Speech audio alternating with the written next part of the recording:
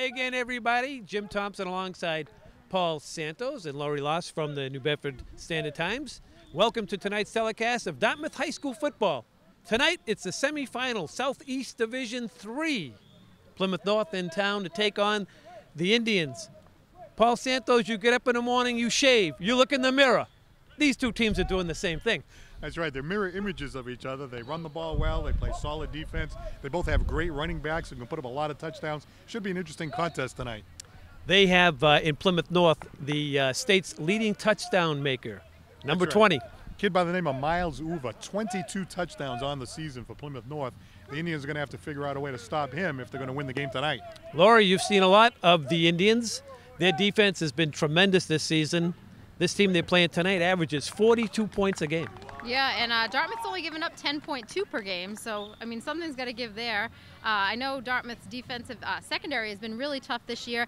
I want to say they had 10 interceptions coming into this game. Matt Craig with 5. They also had 6 pick sixes this season. So if they're able to force Plymouth North into passing the ball, I'd be afraid of some of those guys in the secondary there. And the defensive line, I know I talked to a few of those guys at practice this week, and I mean, they're excited. They're up for this challenge. I mean, they're taking this as, you know, we're a strong defense. We want to be tested, so test us.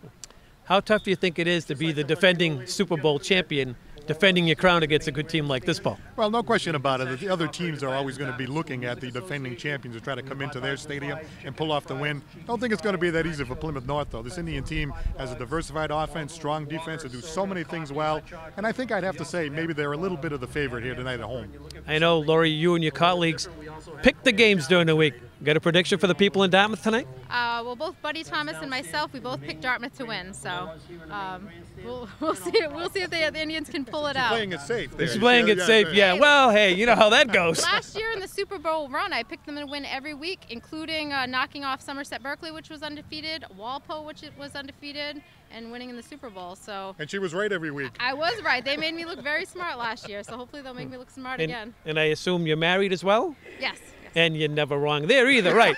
Paul and I know all about that. Okay, we'll be right back with tonight's opening kickoff in just a moment.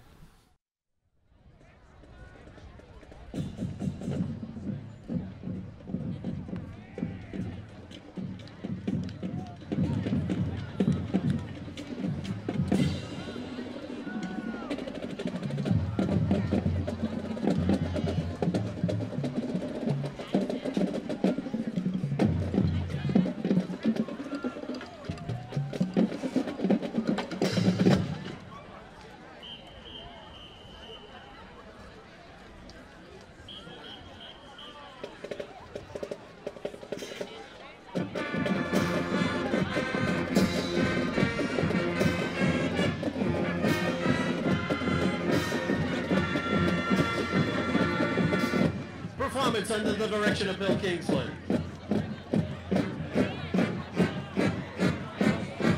Assisted by Tom Unks, Tyler Kingsland, and John Souza. Color guard, flags and rifles, supervised by Addison Caterli. Assisted by Anthony Cabral and Paul Swiss.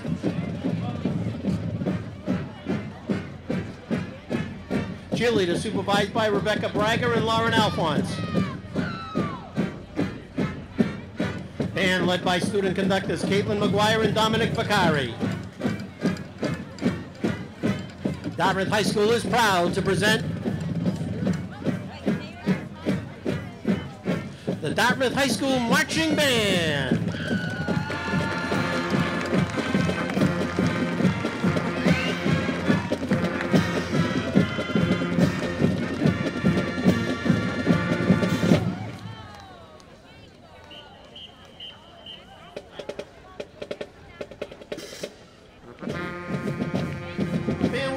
Following music for pregame. Music from the movie Robin Hood, Fight, Our Boys Will Shine, and Glory to Dartmouth.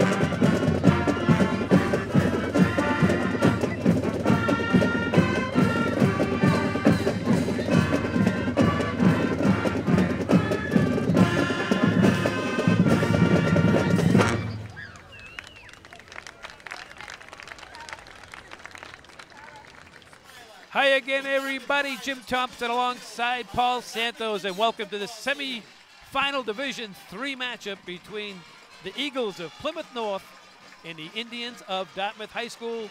The road to the Super Bowl goes through Dartmouth High. Paul Santos, we talked about it on the pregame. These teams are mirror images of one another. Offensively, they each score 40 a game. Defensively, they give up less than 50.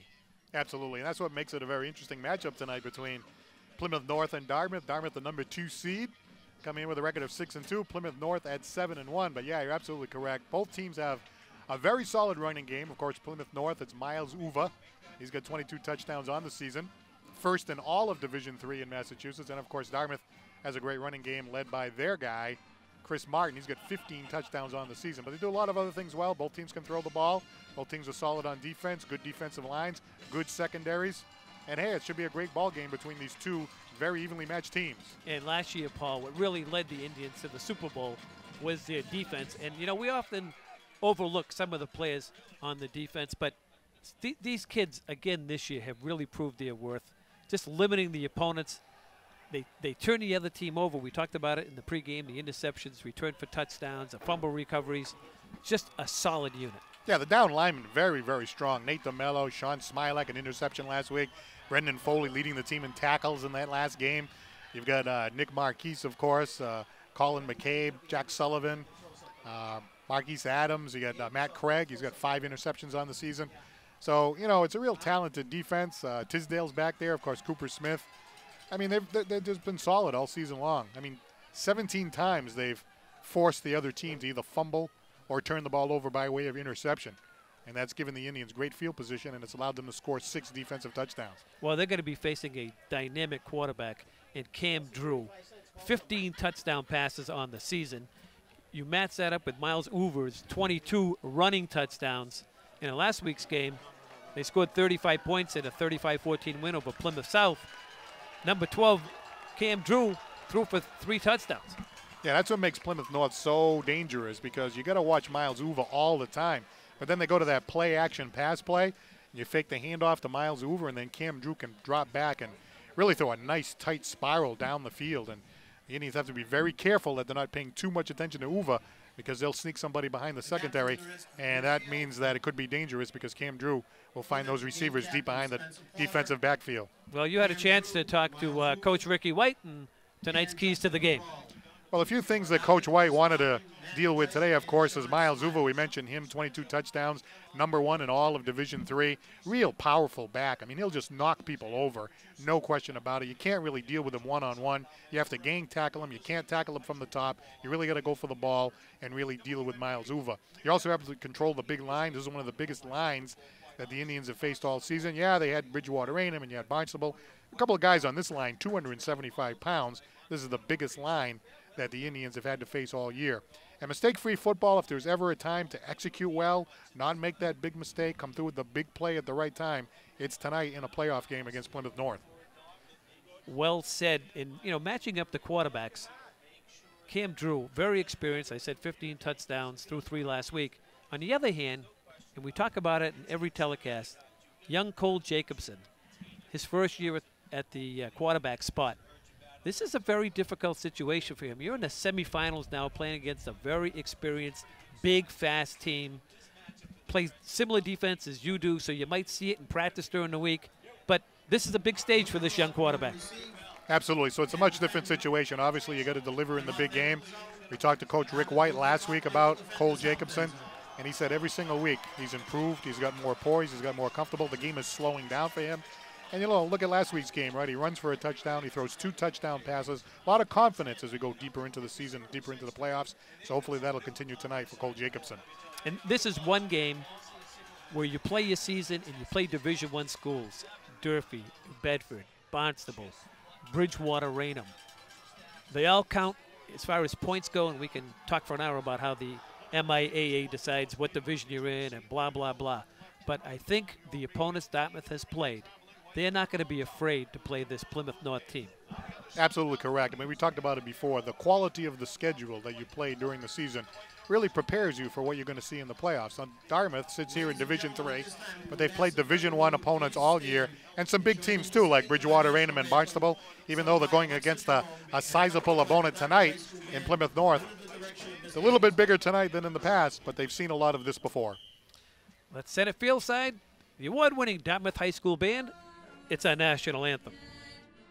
See by the dawn's early light what so proudly we held at the twilight's last gleaming, whose broad stripes and bright stars through the perilous fight o'er the ramparts we watched were so gallantly streaming, and the rockets would glare, the bombs bursting in air, gave proof through the night that our flag was still there.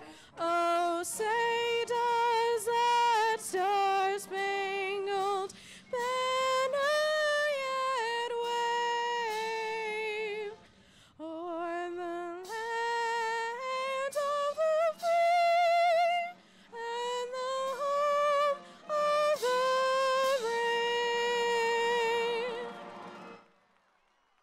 brave? Here you look down at the Indians. This the semifinal, Division III Southeast. Plymouth North, 7-1 on the season. High-powered offense at 42 a game, and a stingy defense of only giving up 15. The other side of the ball, the Indians almost the same identical statistics. So when you go to keys to the game, you have to play mistake-free football. The key is, and you alluded to it earlier, they have to stop Martin. Indians have to stop Uva. But it may be the quarterback play in number 12. That's the guy I'm a little nervous about, Cam Drew. He may be the difference, if there is a difference. Well, Cam Drew, a very solid quarterback. We talked about it before. We've heard a lot about him. And the thing is, he does the play-action fake so well. He play actions, of course, to Uva. And Uva's a guy that the other team is going to be watching. They're going to be keying on. They're going to be trying to stop. And the play-action fake to him, and then a solid pass over the top, that could be trouble for the Dartmouth Indians. So the Indians are going to have to watch that for sure.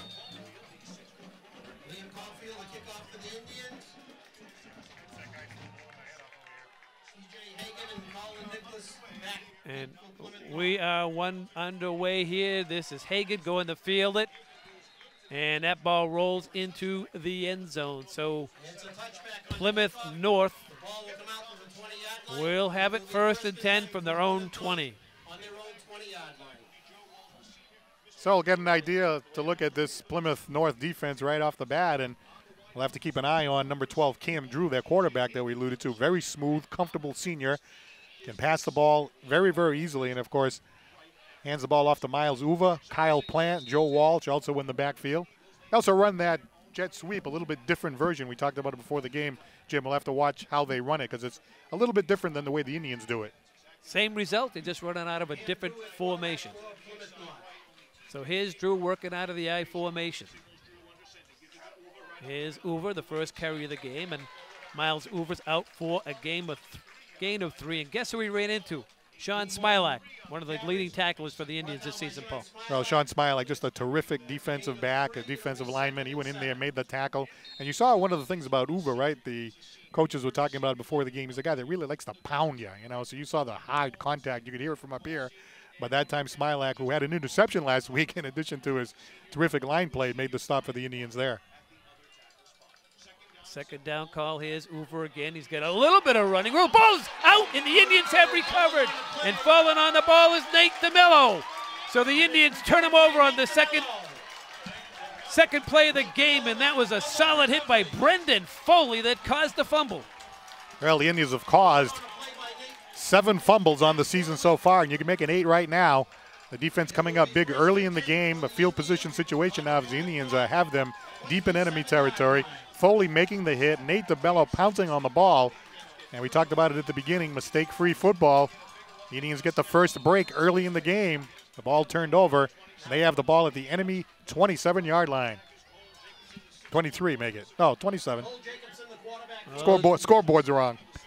Jacobson there at the quarterback out of the diamond set. And here's Martin, and Martin runs right between the guard and tackle and gets his way down to the 20-yard line, where Burkett made the tackle for the Eagles.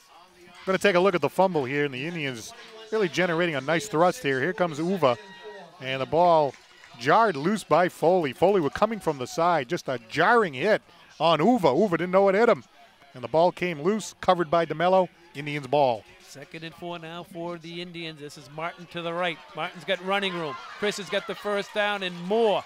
Chris Martin with a gain of 9 and an Indian first down.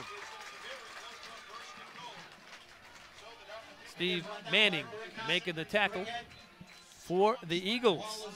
Well, the Indians got the ball back, of course, forcing the fumble. They get 2 times. They hand it off to Chris Martin, leading the area with 15 touchdown, gain of 6 and a gain of 9. And I like it when they pitch to him. He has so much more room to maneuver. And he gets a gain of 9 and a first down for Dartmouth. First and goal from just inside the 10-yard line. Here's Martin. Martin's right through that defensive front and down and close to the goal line. He's got to be marked just shy. Making this tackle was Swenson. David Swenson stopped him down there at the 1-yard line. Well, we've watched Chris Martin run the ball all season. He's got the ball 3 straight times here.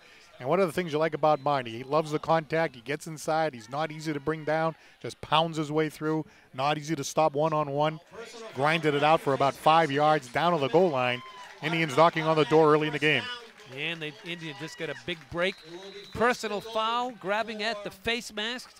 That'll just move the ball perhaps a half a foot closer to the goal line, but more importantly gives the Indians 4 downs from here, Paul. And you would think that would be pretty easy to get in with this offense. This is Martin. He jumps up and over and in for the first score of the night. Chris Martin with just under 9 minutes to go gets the Indians on the board first. Well, Chris Martin got the ball 4 straight times since the Indians were able to recover that fumble. And there he goes from the 5-yard line, leaping right over that very large defensive line of Plymouth North. I guess that's one way to get by them, leap over them. And Martin was able to do that as he's in for 6. Touchdown number 16 on the season for Chris Martin. Liam Caulfield now to attempt the point after touchdown. And the kick is up, and the kick is good. High up into that tree, Paul. This kid's got quite a leg. He's quite an asset. And the Indians turn Plymouth North over. One of the keys to the game. Both teams don't make a mistake. Offenses on both sides are so good, you'll pay for it. I'll tell you, the Indians absolutely made them pay. The ball handed off to Uva. He's the guy that, Plymouth North wants to put the ball in his hands. But here comes Foley from the side, jars the ball loose, covered by DeMello. The Indians had the ball at the 23-yard line, and they ended up going into the end zone for a touchdown. And there goes Martin charging in on that sizable defensive line. There's one player there, 275 pounds. Martin says, okay, I'll just go up and right over you. And then leaps through the air and goes in for the touchdown. Touchdown number 15 on the season. We only played 2 minutes and 3 seconds, and the Indians are up 7-0. You look across the way, those stands are full. Plymouth North, big high school. They brought a lot of fans along with them. Why not? Caulfield. It's going to come down to Nicholas. Here's Nicholas across the 30, and he takes a solid shot as he crossed the 30 and is down at the 31-yard line. That was Liam Caulfield, and who says kickers can't tackle, Paul? Wow, he just went flying in there. The Plymouth player returned it about 17 yards. He was going full speed, but then what seemed like out of nowhere comes Liam Caulfield, and he just lays a huge hit and brings him down at the 32. So Plymouth North now has it 1st and 10. See the high speed run by Plymouth on that kickoff return, but Caulfield delivered the big hit, stopping it right there. There's a play fake to Uber. They throw it out to the left side, and it falls incomplete. Mitch Hennings was the intended receiver, and the ball came up just a wee bit short. It'll bring up 2nd down and 10 for this high-powered Plymouth North offense. Well, we knew we were going to see it. Cam Drew with a little play-action fake. He tries to find number 42, Mitchell Hennings, to the left. He was stationed maybe about 9 yards beyond the line of scrimmage, but the throw was a little low. Wasn't able to bring it in. And so Plymouth North looking at a 2nd down and 10.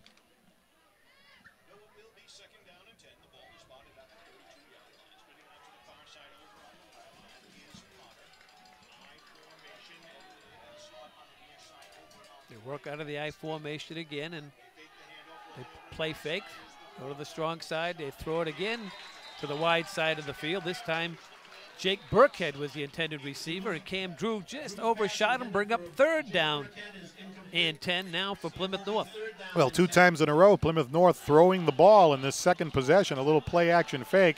And you see the quarterback there, Drew, rolling out to his left, throwing, but the ball just a little bit high, and Jake Burkhead was unable to bring that in. So interesting to see. They ran the ball a few times with Uva like you expected, but then the fumble. This time they come out throwing twice in a row, but neither time were they able to execute. Look for Spencer Potter, number 2. 8 touchdowns on the season. Wide out. 3rd and 10. Is Uva, and Uva may be a yard, and the Indians are going to force them 3 and out. Coming across was Jack Sullivan. Sullivan's had a strong year for the Indians. So they turn him over on the first series of downs, and they force him into a 4th and 9. And the Indians will get the ball back here. We'll take a look at Jack Sullivan working on Uva.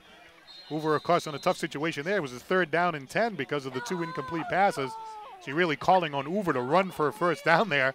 Probably not going to happen, not against this Dartmouth Indian defense. So 3 and out goes Plymouth North. Adams and Tisdale back to receive. They're just going to let it bounce, and it's bouncing in Plymouth North favor. It'll roll dead at the Dartmouth 35-yard line, where we will get our 2nd look at the Indian offense. First time they had the ball, Paul, 27 yards. Took it in just a few plays. Well, it was just a nice situation for the Indians to be in, of course, with that fumble being forced by Foley. Covered by DeMello, the Indians getting into the 27. All they did was hand the ball off to Martin 4 times in a row. As we look at Kevin Coban, the head coach of Plymouth North, he's going to be thinking, oh boy, this is not going the way I wanted it to, at least in the outset. Not playing mistake-free football, the big mistake so far going against Plymouth North. Here's Martin, and this time Martin gets to the line of scrimmage, and the defense had him figured out there. Racing across was Miles Uver along with Steve Manning. No gain for Martin, 2nd and 10 Indians. Manning and Uva doing a great job that time closing up the inside. Martin just a great runner in between the tackles, but that time was not able to get that thrust on the offensive line. And you don't see Chris Martin getting stopped for no gain too often. You can credit that to the very sizable Plymouth North defensive down lineman.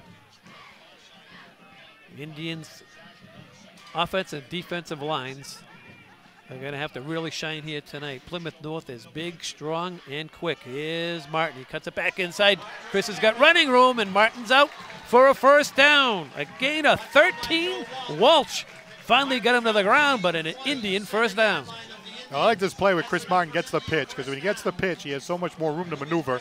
A lot of real estate in front of him. He's able to then kind of cut and pick the gaps, and that time he goes right around the side. Finally gets brought down by Joe Walsh for 1.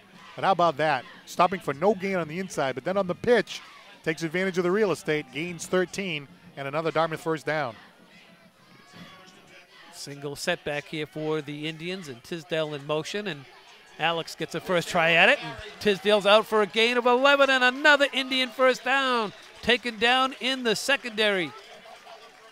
Spencer Potter, first guy to get a hold of him, along with Chase. But another Dartmouth High School 1st down. Now here's the handoff to Tisdale, using that speed. He's got tremendous speed, and he just took off around the side. And I think the defense is probably surprised at the speed of Tisdale. They weren't able to catch up with him. He gains about 12 that time. Indians in business, in enemy territory. That was our first look at the jet sweep.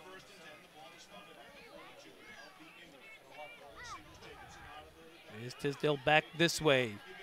Off the play fake, and it's the quarterback Jacobson carrying for a gain of 3 before he ran into Joe Walsh. Hey, you get a look at Cole Jacobson coming off the field. He's really been a developing quarterback during the course of the season. He's talking to Coach White right there, but one of the things you have to like about Cole Jacobson is that, you know, he does those play fakes to Tisdale and Martin, and then all of a sudden he takes off. And a lot of times that's a surprise to the defense. I think the defense is a surprise with how well that quarterback has been running the ball. Here's a good look at Chris Martin, number 28.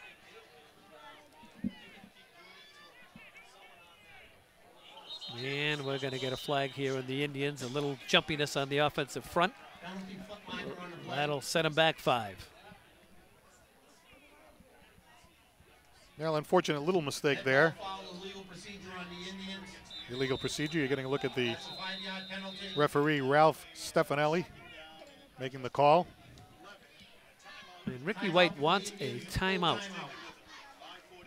So I think he just wants to settle his team down here. They have another opportunity. They're inside Plymouth North territory as we look on at the huddle. Coach White, what a great job he's done since he took over at the helm. Oh, yeah, absolutely. He's just a terrific coach. He's got a lot of experience, a lot of success here with the Dartmouth program. He's really built a nice program here at Dartmouth, and, of course, culminating last year with that Super Bowl run. Of course, the Super Bowl appearance back in 2007 with the Jordan Todman, Sean Sylvia team. Also Lynch, Artie Lynch on that team. And, of course, this group here going all the way to July last year, bringing home the Division III Super Bowl championship. So it's just a great program and a great take for the town of Dartmouth to come out and watch a football game on a Friday night here at the stadium.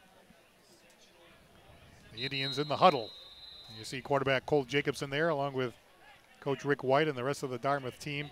They just had a 3rd down and about 6, turned into a 3rd and 11. So I think that was a good time out there by Coach White. Bring everybody to the side and say, okay, we're looking at a 2nd down and 11 here. What do we want to do? How are we going to execute this play? We don't want to give Plymouth any kind of chance to get the ball back and get some momentum. We've got them on the ropes. We got 1 score. Let's put the pedal to the metal and really get them on the ropes.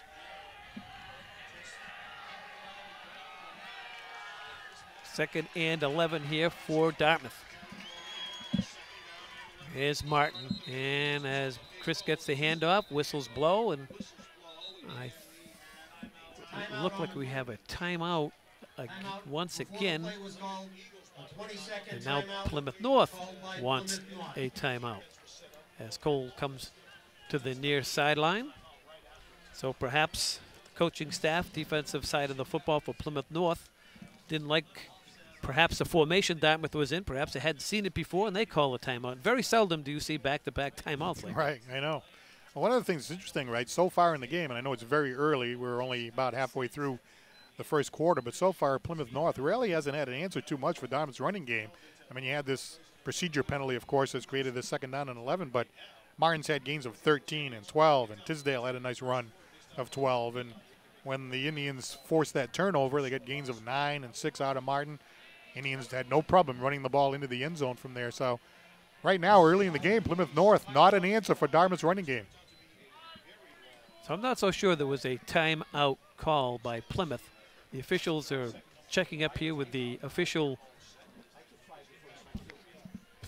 running the clock, and they've taken the clock to 5 minutes and 44 seconds left to play in the first quarter. I'm Jim Thompson alongside Paul Santos. Andrew Thompson up here in the booth as well, doing the spotting tonight. And the legendary Doc Nooms on the public address. Wow, legendary. Oh, he's a legend. That's not a word you throw around too often. Well, you'd like to throw him around. We'd like to throw him out, but that's a story for another broadcast. 2nd and long here for Dartmouth High School. Here's Martin, and Martin perhaps back to the line of scrimmage, maybe a yard, but that's it. Getting up from the bottom of the pile was Mitchell Hennings. That's a 2nd stop on Martin by Hennings in the first quarter. So now looking at 3rd down and 10 yards to go for Dartmouth.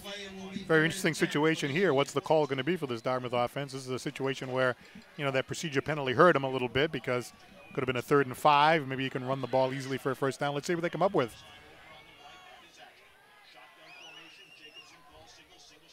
And they're going to pitch it to the near side to Martin, and they fence him in there, and they take him down by the top of his jersey, Jake Burkett.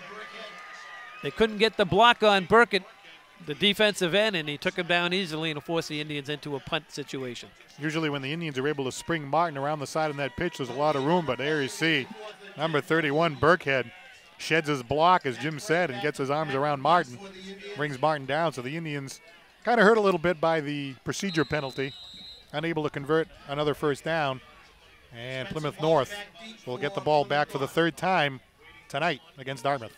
High snap. Craig rides it out. Spencer Potter back there to receive. One hop. Indians have it surrounded, and they stop the football just shy of the goal line, and it crossed over. And I believe it crossed over. They had it surrounded. Perhaps trying to be too cute. Instead of 1st and 10 from the 1, it's 1st and 10 from the 20. Well, Plymouth has had the ball twice so far, and they haven't been able to do anything. The first time they had the ball, handed the ball off to Uva a couple of times. Second time he had the ball, he fumbled it as the Indians hit him hard, forced the fumble. Second time they got the ball, they went to the passing game, couldn't convert, and went 3 and out. So far we haven't seen anything. Obviously early in the game, head coach Kevin Coban is thinking, okay, third time we got the ball now. This is the time we're going to move the ball. Let's see. Walsh is the fullback. This is Uva, the eye back, and Uva's pushing the pile forward. He's out to the 24-yard line. There for the Indians was Colin McCabe,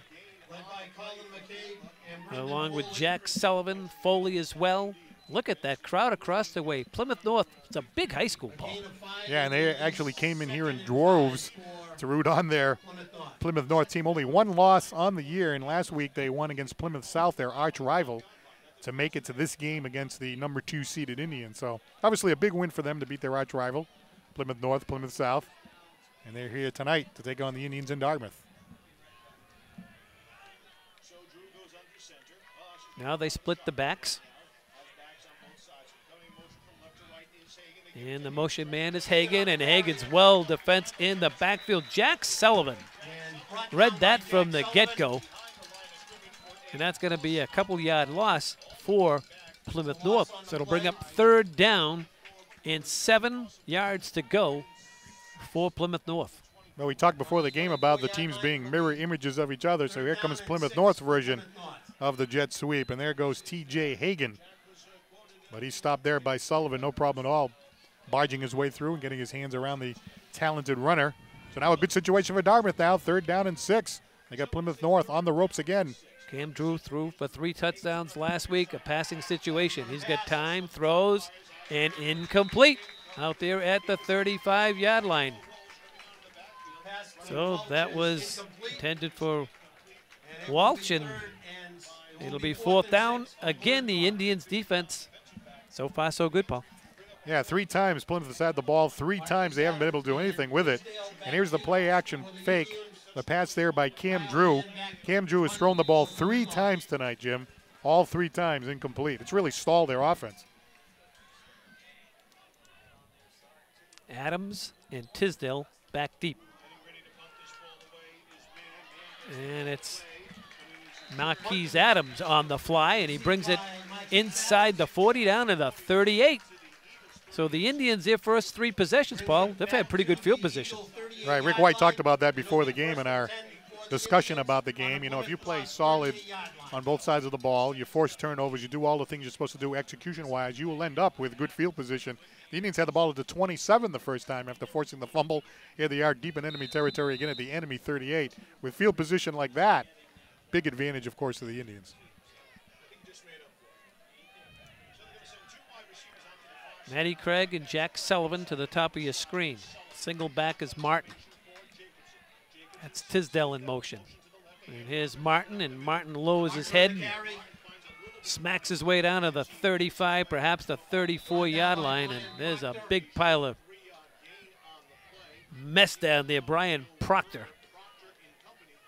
along with several others, make the stop on Martin. So they'll give Chris a gain of 4.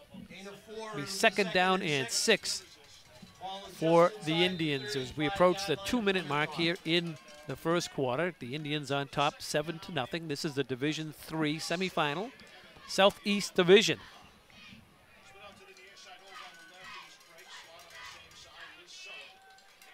And this is Jacobson off the ball fake. Cole's got a first down, and Jacobson finally run out of bounds, but not before he picked up 11. Colin Nicholas ran him out of bounds, but that's another Dartmouth first down. This is just a nice execution here by your quarterback, Cole Jacobson. Play fake to Martin. Martin's been doing damage all night long. You see the defensive backs biting there, and off goes Jacobson down the side. Runs really, really well. Gains 11 yards that time, and the Indians with yet another first down. That's about 5 first downs on the game tonight for the Dartmouth Indians to Plymouth North's 0. Ball at the North 22. There's a bad pitch. Martin picks it up. And Martin's going to be finally taken down back at the 28-yard line. But that play was a mess right from the get-go. Derek D'Souza was in there, along with Burkhead defensively. Well, let's take a look, see what happened here, Paul. We talk about execution. This play not executed very well at all. Looked like the pitch was a little low, and Martin almost seemed surprised. But he was smart, didn't try to do anything too crazy, just ran it as best he could. Could have been a lot worse, of course. Could have been a turnover. So at least the Indians still have the ball in enemy territory, second down and very long. 17, in fact, to go for the Indians. Jacobson, play action. He's got plenty of time. Throws deep, long, and it's caught by the Indians. And going in for the touchdown is Jack Sullivan. Well defense back there by Colin Nicholas, who looked like he may have intercepted it. But Sullivan comes away, and the Indians have the lead at 13-0. Outstanding play here by this Dartmouth Indians offense. There's Cole Jacobson comfortable in the pocket, puts the ball over that defensive back, but Jack Sullivan had to catch it as he was being hit, and he brings the ball in and then motors his way into the end zone those last couple yards. What a play by the Dartmouth Indians offense. 2 scores up on the board here in the first quarter. The Indians really taking it to the Eagles so far. Liam Caulfield in now for the point after touchdown.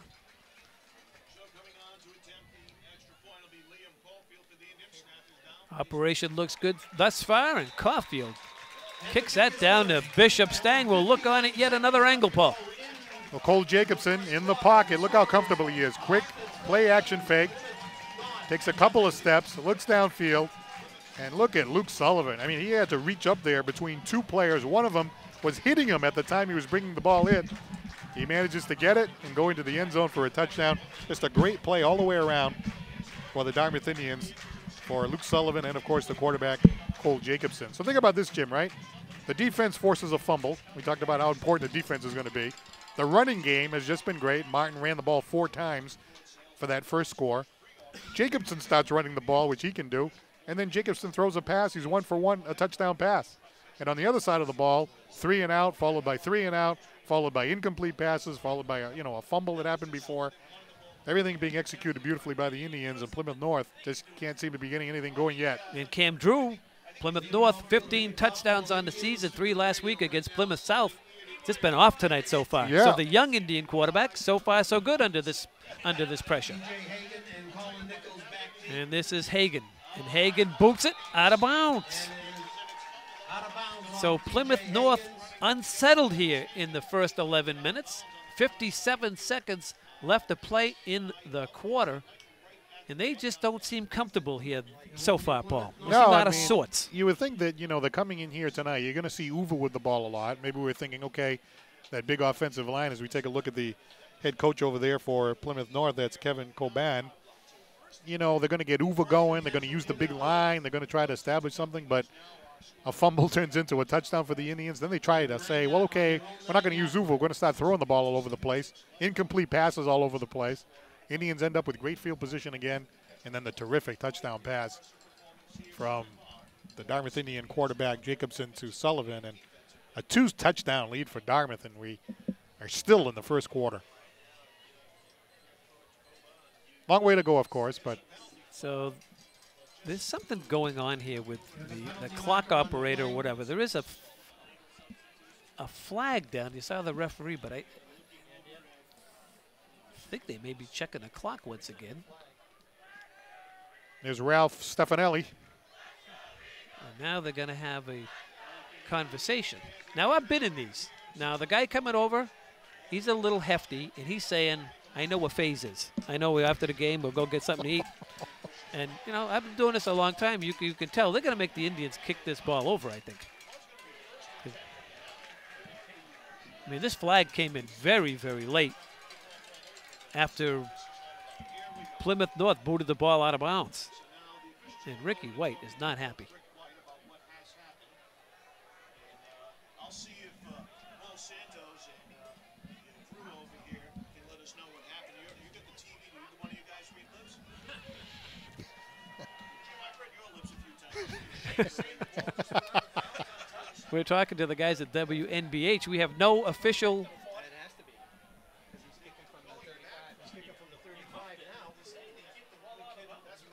Oh, I guess what they're saying is it didn't hit the Plymouth North player, so it's a penalty. So the kick must have gone over the sideline, which is a penalty. Right. So that's it. So they're kicking the ball from further back, 5 Exactly. yards But back. boy, that was an awfully late flag.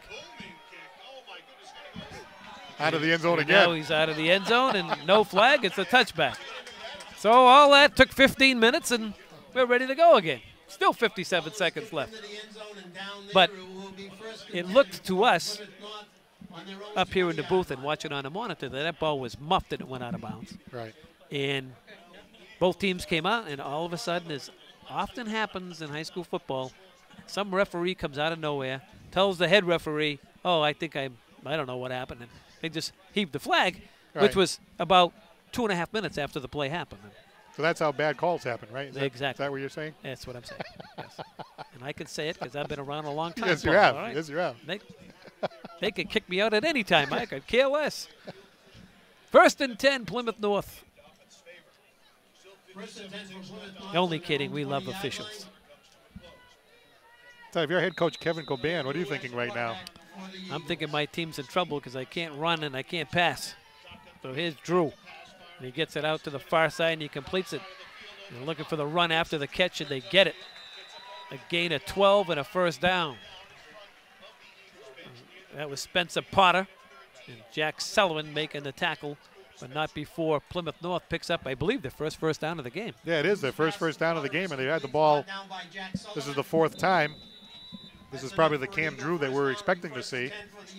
Nice and smooth executing that pass for a first down, gain of 12. Clock running, 36 seconds to play in the quarter. And they give it to the counter play back the other way. We talked about that H-back. That's Jake Burkhead ran into Jack Sullivan.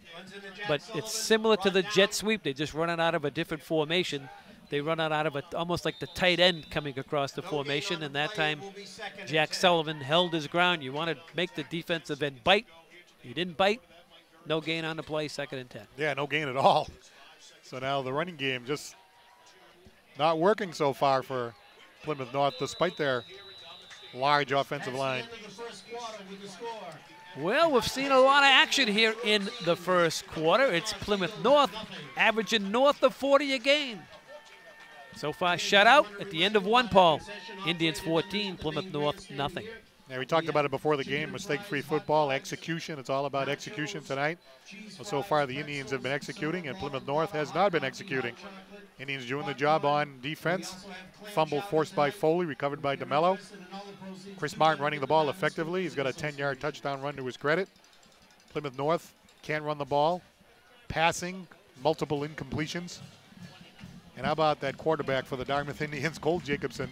Little play action, comfortable in the pocket, and he finds Sullivan, and Sullivan did a great job bringing that ball in. So everything going right for the Indians so far. It's early in the game, only one quarter, but nice 2-touchdown lead. That's the way you like it. And that's what's happened so far for Dartmouth. And the Indians, the last 2 seasons, Paul, just terrific on the defensive side of the ball. Coach Martin, for many, many years here at the high school, he's just a hard-working guy. He knows what he's doing, and obviously he's a great teacher because year after year the Indians play solid defense. It's almost like Belichick. There's no one that really stands out. It's just an 11-person team, and that's what it's supposed to be. You know, Smilak's really good, and a couple other guys, but it's all 11 that are good. You know, it's not 1 or 2 guys, and that's why they're so tough to run and pass against. Well, you see a guy like Miles Uva, right? 22 touchdowns, #1 in the entire state in Division III. Indians' defensive line and the linebackers have held them so far. Second and long here for the Eagles. They trail by 14. Here's Hoover. He bounces it to the outside. The Indians chasing him, and Hoover's got himself a first down as he cracks it out to the 48-yard line. It was Luke Tisdale finally got him down, but that's the best run of the night thus far for Plymouth North. Yeah, we expected Hoover to be the big guy tonight, but this time, after really struggling so far in the game, he really took off around the right side of that line. Likes to run between the tackles, but he's got some speed around the side. That's a gain of about 13 yards for Hoover, his best run of the night. And Plymouth in business here with another first down. It was Luke Espindola on the tackle, not Tisdale. First and 10 for Drew and his offense. And they give it to the first man through, and that's the fullback to Burkhead, and ran right into linebacker Smilak. Ball carried by Burkhead.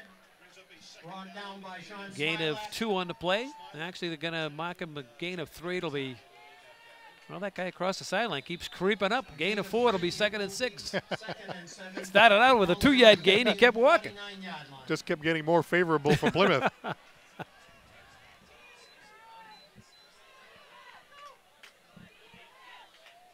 This is the best drive thus far for Plymouth North.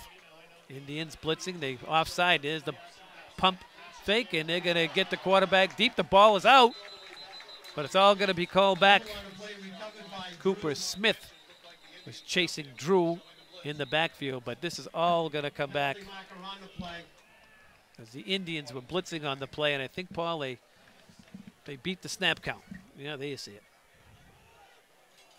You see Cam Drew. Call is offside Indians. That was That's a Sean 5-yard Smilak penalty. trying to gauge the snap count. And got called for the violation. Second and 2 So they for flagged the Plymouth North. Indians. They'll move the football On the Indian 44-yard line. 5 yards. They've spotted down at the 44-yard line. Be 2nd and 2. Another look at head coach Kevin Coban. Pacing a little bit in the early going. Although he's got to be happy the way this drive is going. Seems like they got their feet underneath them. The Indians jump again. Here comes another flag. And this is Hoover, and he ran into Sullivan. Carry brought down by Jack Sullivan. Penalty marker But on I the think the play. Indians jumped the gun again, and I think they're going to give him another 5 and a first down.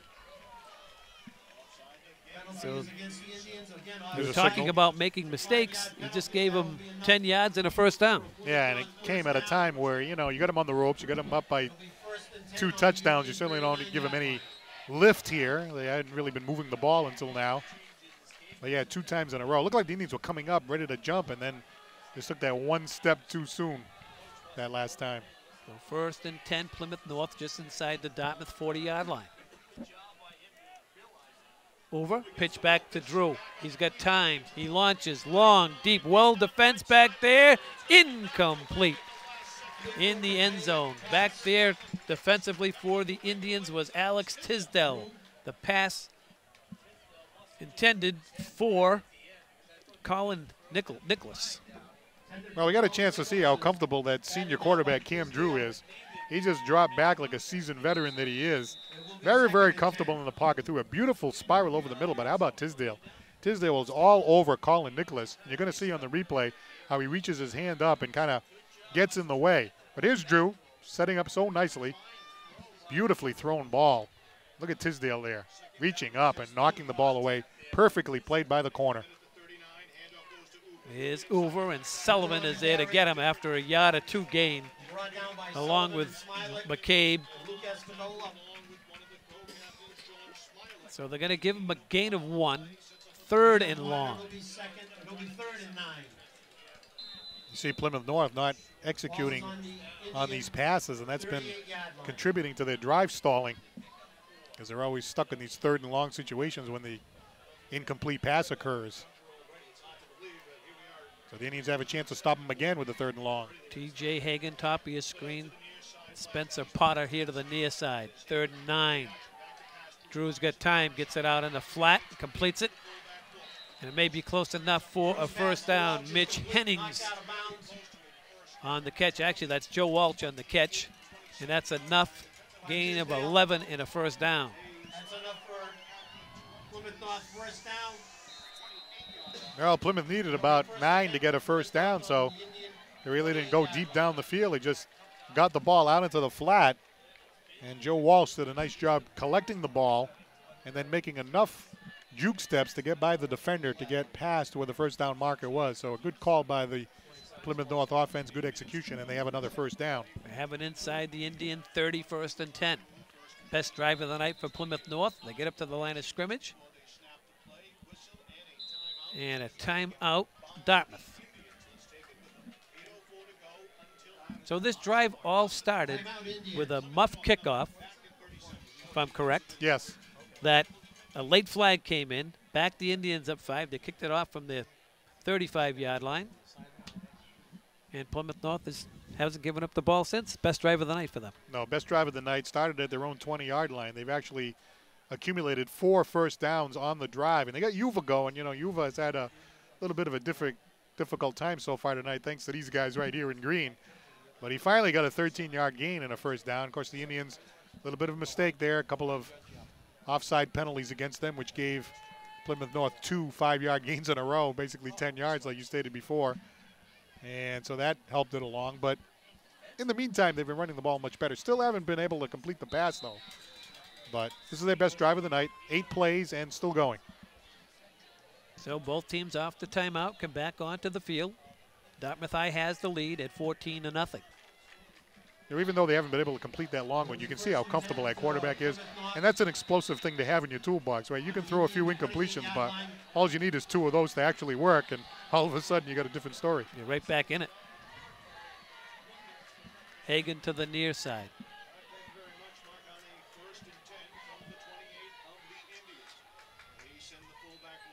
Here's Uva. Uva looking for running room, and he's not going to get any. That's Jack Sullivan once again. Taken down behind the line of scrimmage And by Nate Jack DeMello Sullivan. as well.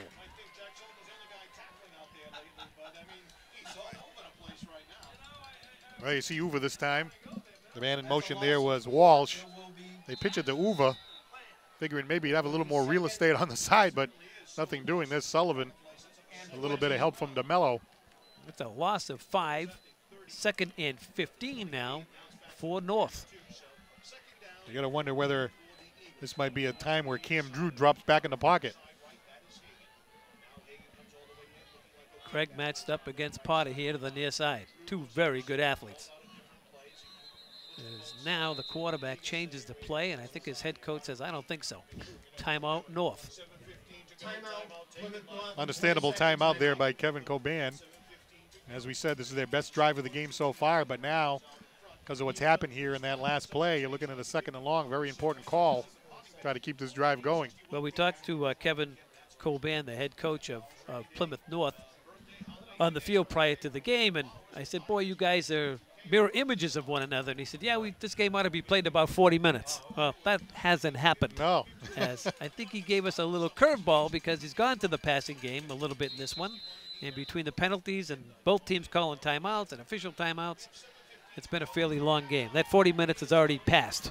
Right, all those incomplete passes stop the clock every single time, and there's been a lot of them for Plymouth North. 2nd and long. Here's Drew. They're going to set up the screen. They have it set up nicely. And going in for the touchdown is Uva.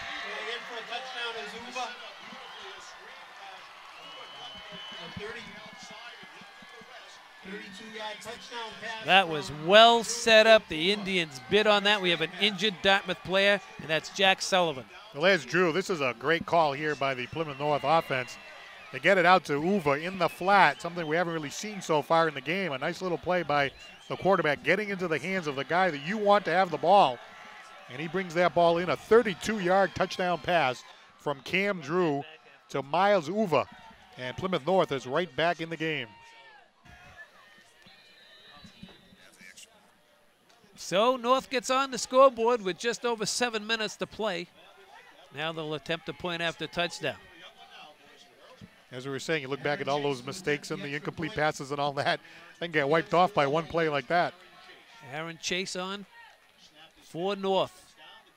And Chase rides it up and rides it through. So with 7:04 to go in the first half, we have ourselves a ball game. Now I want you to watch this play in the secondary and why Sullivan was injured. And it's a nice play to Uva. And you watch at the very end of this, you guys can speed it up. You're going to see 87 in green just take a cheap shot right here. Boom, he's going in for a touchdown, and I think I'll just lay you out when you're not looking. Yeah, that is not good at all. It had nothing to do with the play. Uva was going to go into the end zone. He's just kind of coming down the field. You can see that Sullivan kind of let up a little bit because he knew he was going into the end zone and just hit from the side. Never hit a defenseless player. But it does happen. And there's Kevin Coban on the sideline. Hey, Jim, that was a 10-play drive, 80 yards. There were 5 first downs along the way. There was a number of runs by Uva, a couple of pass plays, and, of course, the 32-yard touchdown pass from Cam Drew to Uva. Yeah, you could see them starting to, they were very unsettled in the first quarter. Now they seem they have their feet underneath them, and they seem to be settling in here. Right, and this is why this possession right here by the Indians is very important. Adams and Tisdale back to receive. And this is Adams. And Adams looking for running room. Adams still on his feet, and they chase him out across the 25-yard line. Making the tackle was Bryant. It'll be 1st and 10 for the Indians. And it's good to see Jack Sullivan got up off that late hit. And I'm sure Sullivan will remember that at some point during the game. And who could blame him, Paul? You don't like to see that. That's a frustrating kind of a play, uncalled for. But you're right. It can also be something that can kind of energize the person who was on the receiving end of that. Well, Jacobson to Tisdale, looking for room.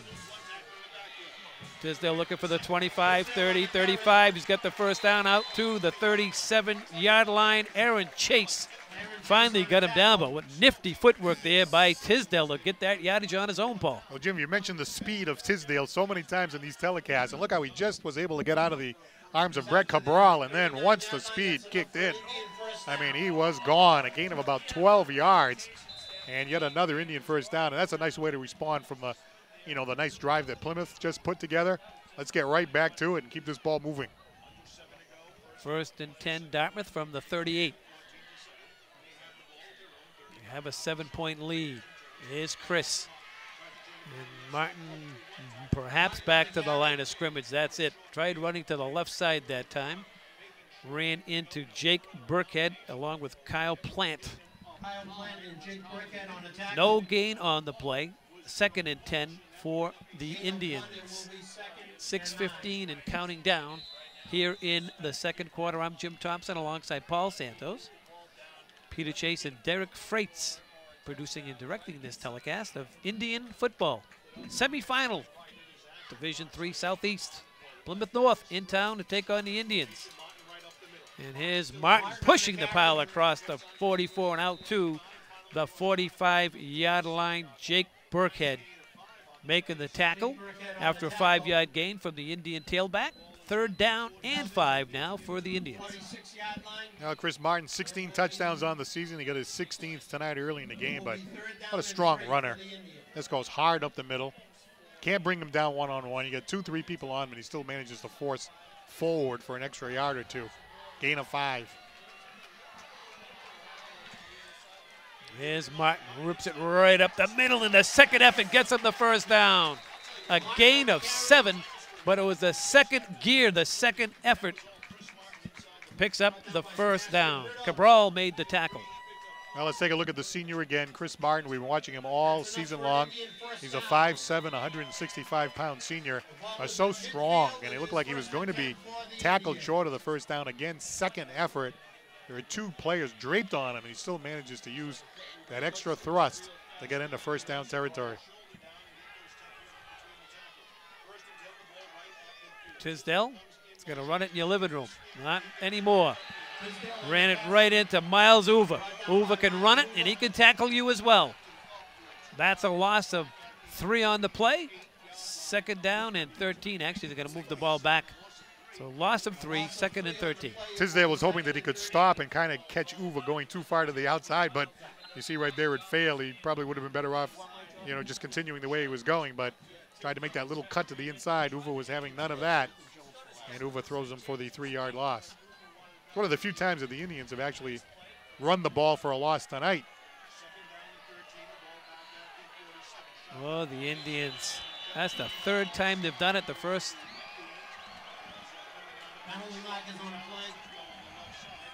First guy jumping across was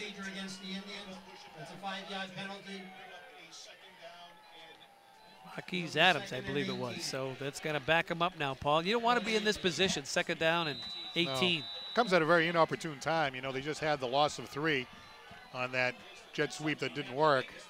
Now you add another 5 yards to that.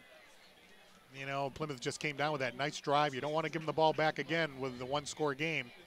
You want to keep this ball and drive in enemy territory as we continue to run late in the second quarter, excuse me, now 3:54 to go. Jacobson. He's got plenty of time. Surveys the field, fires it here for Tisdale. Way back, and he's got it! Tisdale's down at the 20-yard line. Double covered back there, and Tisdale came away with it. Colin Nichols was draped all over him. And Tisdale came away with the football. Very similar to what Sullivan did back in the first quarter.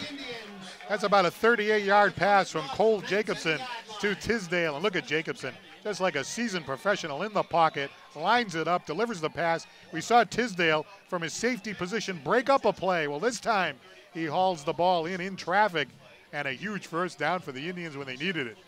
That's 2nd and 17 to first down from the Plymouth North 20-yard line. A big play early in this one. Here's Martin. Martin to the left side, and Martin just tripped up. That's Burkhead once again, making the tackle for North. So that play looked like it was going to open up a little bit, but still a solid gain of 4. Second down here for the Indians. 3 minutes to play in the half. How about the way the Indians are answering here from that Plymouth North drive that cut the lead in half? Said it was going to be a big possession here for Dartmouth, and even facing the 3rd and long, they still delivered. Here's Martin, and Chris twists his way close to the first down. He's going to be a yard short. Brett Cabral credited with the tackle for North, but I believe Chris is going to be about a yard and a half, 2 yards short. Call it a yard and a half. Ball just outside the 10.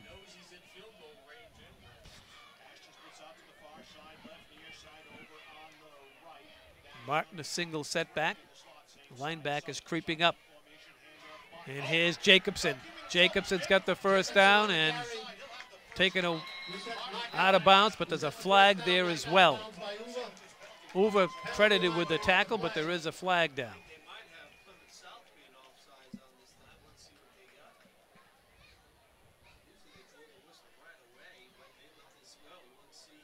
As Jacobson's coming over to talk to Coach White. They're talking to the chain gang along the far side. I think this is going to be a penalty against Plymouth North. It's going to give the Indians a first down. Here comes referee Ralph Stefanelli, make the signal. So the Indians will take the penalty. It'll be first and goal for Dartmouth High School late here in the second quarter. You saw that play fake working so well. Everybody was like tackling Martin, and Martin didn't have the ball, and off went Jacobson with the ball. There's Coach Coben across the way. First and goal from the 5. Ricky White's got to be very satisfied. His defense has only given up 7. Team he's playing against averages 42. Caulfield and Martin are the runners. There's Martin, rips it inside the 5 and down to the 3. The ball might have come out, but it didn't. Burkhead with the tackle.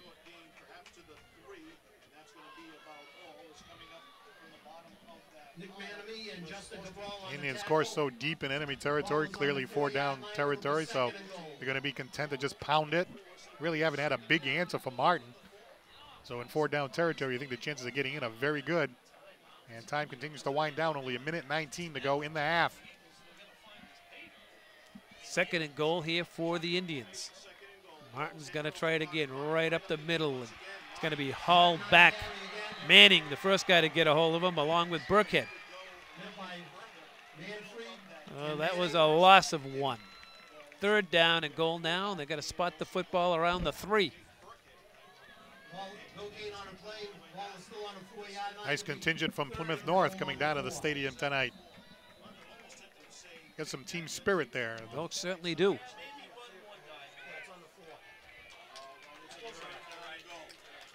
So here are the Indians, 3rd and goal from the 3. They're going to pitch it to Martin. Martin looking for running room, not going to get any. And there's Manning once again, making the play for North along with Brian Proctor. Well, you got to figure that Plymouth North defensive front expecting Martin to get the ball, and Martin didn't get the ball every time, so they were keying on him. This sets up an interesting situation because, as we pointed out before, Jim, Indians have a very strong kicking game. So you could easily have Caulfield come out here and try a field goal, or you can just say, you know what, we're just going to go for it on, on 4th down and try to get the touchdown. I think that's what Ricky's going to do. He let the clock run down to 3 seconds. And here comes the special teams on for Dartmouth High School. We've talked so much about, the deeper you get into the playoffs, that maybe the kicking game was going to become important. I mean, if this is successful, now you're back to a 2-possession game. That's what you want. Obviously, they would have been much happier to get in for 6, but this is a very makeable kick for the Dartmouth special teams unit. Matt Craig to hold. Caulfield to attempt the field goal from 22 yards out. And we have a timeout across the way. Well, we saw Liam Caulfield kick one last week, I believe, in that first-round game against Sharon, and not only did the ball go successfully through the uprights, it landed, I don't know, did it bounce off the building over there? It did. Yeah, it had like 20 yards to spare. The ball actually landed at Friendly Pizza, and the ball said, I'm here, number 33, 10 minutes. Right. So he definitely has the leg. I mean, it all comes down to, you need a good snap, you need a good hold, you got to get a good lay into the ball. So you just got to make sure the execution is performed successfully. And the Indians can have a 2-possession lead back if successful. Looking on at the Plymouth North sideline, their special team unit. And the Indian Band anxiously awaiting their turn, the award-winning Dartmouth High School Marching Band. This has been a nice drive the Indians put together here, Jim, starting at their own 25. This is going to be the 13th play. Nice long pass in the middle. Some nice runs. More importantly, they kept Plymouth North off the field, their offense. 22-yard attempt here for Caulfield. Matty Craig to hold. Operation good thus far. Caulfield rides that up. It's up, and it is good. From 22 yards out, Caulfield puts them up by 2 possessions. At the half, it's Dartmouth High School 17, Plymouth North 7. Sit tight, everybody. I want everyone to go to the refrigerator, including you, Paul Santos, when you're watching this at home. Grab a nice cold beverage, your favorite cookie, and watch this 20 minutes of unbelievable Dartmouth High School award-winning marching band. Sound like a plan? Sounds like a plan. All right, we'll see you. Hi, I'm Amy Kazera.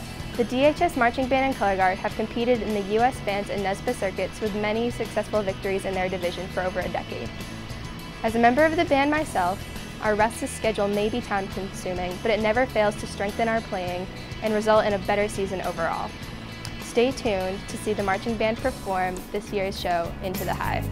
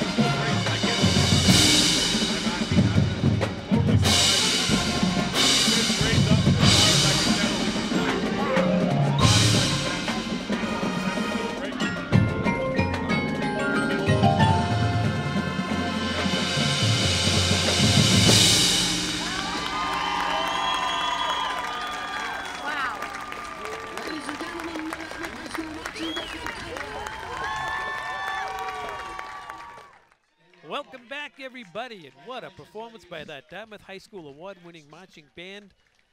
It's incredible the amount of time and practice these kids put in, and they have their opportunity to shine not only in local events that not only local, they're national. They travel all over the place and have had support, just not this year, but the last 25 years. Even when Doc Nunes and I were back in high school in the early 70s, the Dartmouth High School band had a great tradition there. Then Paul Santos, they continue to carry it on.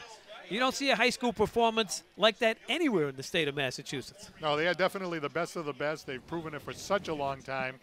And, you know, I have to figure, right, you look across the way, you see that Plymouth North fandom over there. They must be thinking, wow, look at this. This is quite a band they got here at Dartmouth. Well, we're going to look at this as well. Here's the bracket, Paul. Well, Dayton-Rehoboth winners tonight over Falmouth. We believe the score might have been 25-13. That was the score very late in the game. But nonetheless, Dayton-Rehoboth, the #1 seed, takes out Falmouth. They defeated Windman-Hanson, as you see in the opening round.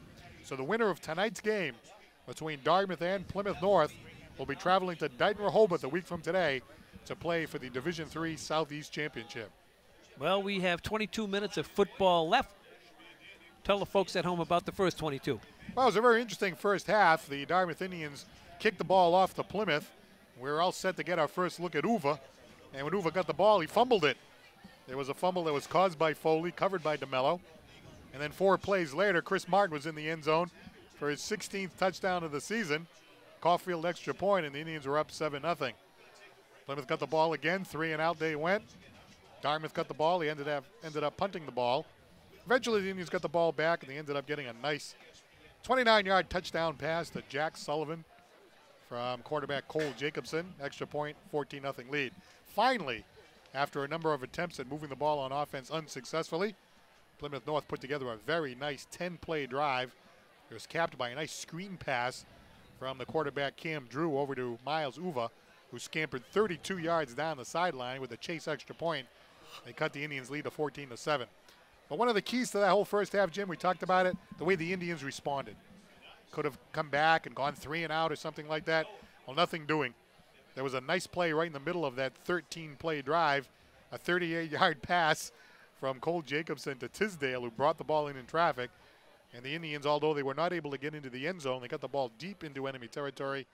And it was Liam Caulfield kicking a 22-yard field goal to give the Indians the 17-7 lead, which we're at right now. So we're all set. The stage is set for what could very well be a very thrilling second half here at the stadium.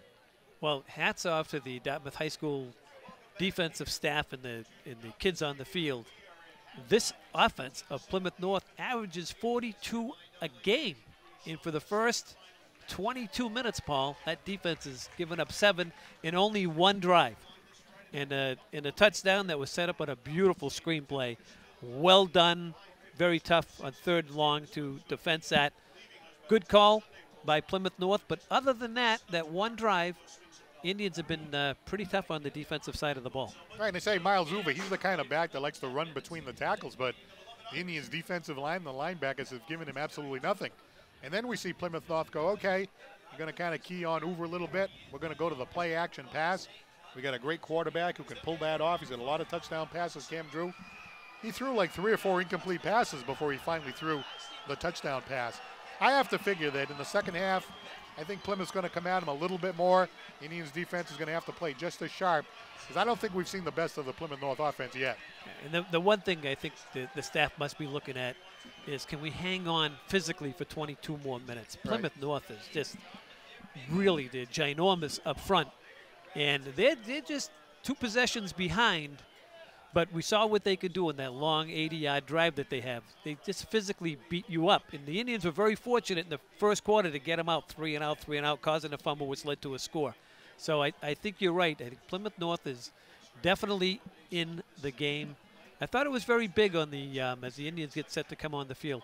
Very big defensively in the last minute of play for Plymouth North. The Indians had it 1st and goal, and they had 4 plays to get it in. They ran the ball to Martin 3 times up the gut, and Plymouth North would have nothing doing. They had no way he was getting in. They settled for the field goal. That may come back to haunt them at some time, because I think Plymouth North is a type of team you got to get 7 when you have the opportunity. However, the Dartmouth defense, as I've said throughout the season, and many times here tonight, they've been tremendous. So a 10-point lead, you're at home, you got 22 minutes left of football, you're in pretty good shape. Yeah, a lot of things at work here, you know, and talking to Coach White before the game, the Indians playing that Division I schedule. They've seen big lines before, like Barnstable's got a sizable line, Bridgewater Raynham. But Coach White said, hey, you know what, that's fine, but this is the biggest line that we've seen all season, this Plymouth North team. So you have that, like you said, wearing him down. The thing that worries me is Plymouth North also is a big play kind of an offense. So, yeah, they can fail a lot. You know, they really had a hard time getting going. But then all of a sudden, boom, they can throw like a 30, 40-yard pass, and all of a sudden they're in the end zone. So, but hasn't that what, you know, we said they're mirror images, and we were both concerned with the quarterback Drew for Plymouth North, but it's been Jacobson. Yeah. He's the Dartmouth, the young quarterback that's thrown 2 long balls, one for a touchdown and one when it was 3rd and 17 to pick up a big first down. Yeah, that was a really nice play to Jack Sullivan. Just kind of stepped up, very calm, throws the ball down. And the other one in that last drive that ended up with a field goal, a 38-yard pass to Tisdale. Again, Jacobson dropping back, got really good pass protection, looked comfortable, threw it downfield, nice tight spiral. I mean, everything executed so well. And, hey, you're right. He's the guy that's actually passed the ball more successfully over the season senior in Mr. Cam Drew. So the Indians have the lead 17-7. Adams and Tisdale back deep for the Indians, as you see the special team unit of Plymouth North getting ready to start the second half. How about these weather conditions tonight? Is this perfect? Fantastic. And I'm going to Florida again tomorrow. It should stay here. Well, don't tell the people in the town I have a travel expense of thousands. Right. So, you know, all these years I've done the games. It's just a little bonus they give me. You know? DCTV, Yeah. right, take care of you. Yeah. Right. Comcast, We got you. They fly the big-time guys all over the place. You'll see. So ready to go here to start the second half. That's Aaron Chase. He's going to kick it away for Plymouth North. Sure, you've been 18 years, right? I'm here 18 days, so I got a little ways to go here. High end over end kick. And that's going to go out of bounds along the far side line. So that draws the penalty flag. That's the second one of those we've seen tonight. And I think the Indians are going to make him re-kick. Yeah, the first one, there was a lot of uncertainty as to what happened out there. But this time, the call was made immediately. Well, they're not going to make him re-kick. The Indians are setting out their offense. And they're going to spot the ball at the 30. So instead of, you folks at home, instead of spotting the ball at the 20 if it was a touchback, because the ball goes over the sideline, it's a 10-yard penalty, and they spot the ball at the 30, just in case you were wondering. 1st and 10 Indians, first possession of the second half. Jacobson in there at quarterback. Caulfield and Martin are the runners. And here's Martin. He tries the left side, and Chris runs into a stone wall on his first carry. Making the tackle was Cabral and Manamy. So they give him a gain of 1. Second down and 9. They seem in the last couple of series defensively, North has stymied Martin. Right, I was just going to say that they're doing a better job on Martin as the game is going along.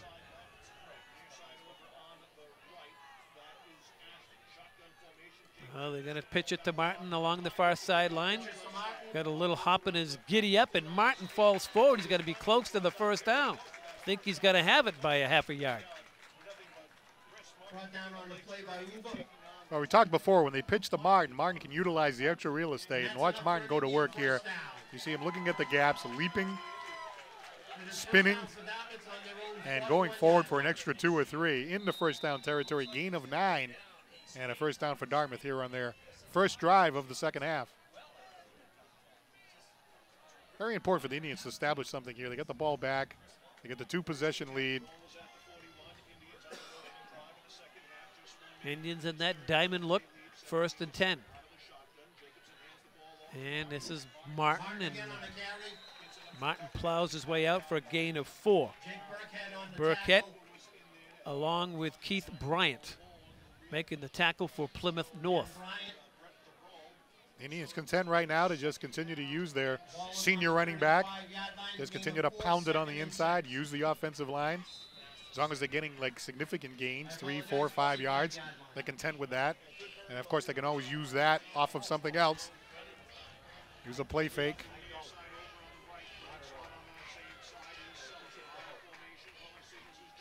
Here's the near side pitch to Martin. Martin look for running room. Here comes the flags, and down goes Martin. Jake Burkett grabbed him around the shoulder pads, but we have a flag down in the Indian backfield. I think it's going to be holding against Dartmouth. The Indians backing up. There comes Ralph Stefanelli again. And there you go, the holding penalty. Inopportune time for that one. Holding against the Indians. So that's a 10-yard penalty going against Dartmouth. The Indian sideline talking with quarterback Jacobson. Here's a good look along the far sideline, the Plymouth North sideline. And now, Jim, you're in a 2nd and 16. Maybe go a little bit deeper into the toolbox. They send twin receivers to both sides of the field. The single setback is Chris Martin. Here's the draw to Martin, and Plymouth North is ready for him. Gain of just a couple. And that was Steve Manning along with Brett Cabral making the play for Plymouth North. So a short gain brings up 3rd down and very long here for Dartmouth. So a drive that started out well, Paul, because of the penalty, pushed him back, and now you're looking at, a 10% chance of making a 1st down from 3rd down at about 16. Right, we talked about not making mistakes. That was an inopportune time to have that holding penalty. And you combine that with, although Martin's still running the ball well, I think he's not gaining quite as much as he did in the first half. The Plymouth North defense seems running to be it well to the outside. Right, but in the inside, not so much. So 3rd and long. Low snap. Here comes the rush. It's a screen.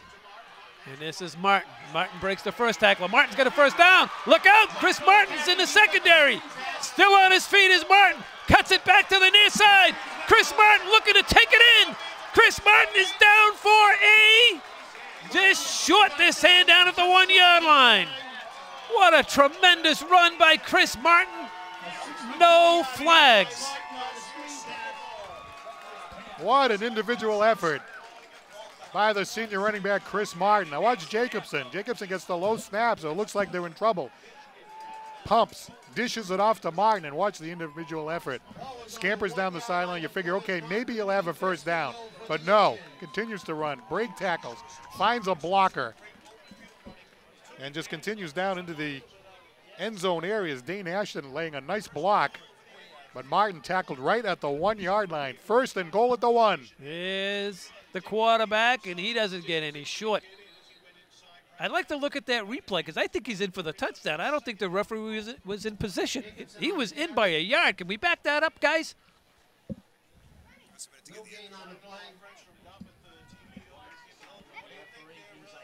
We're going to cue it up to catch the end of it because it was a long run. All right, here we go. Nice block there by Craig. Well, it looked like a knee went down, but I'm not sure the position of the football.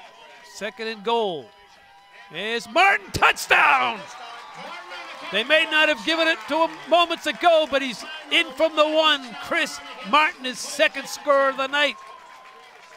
And they've upped the lead to 23-7.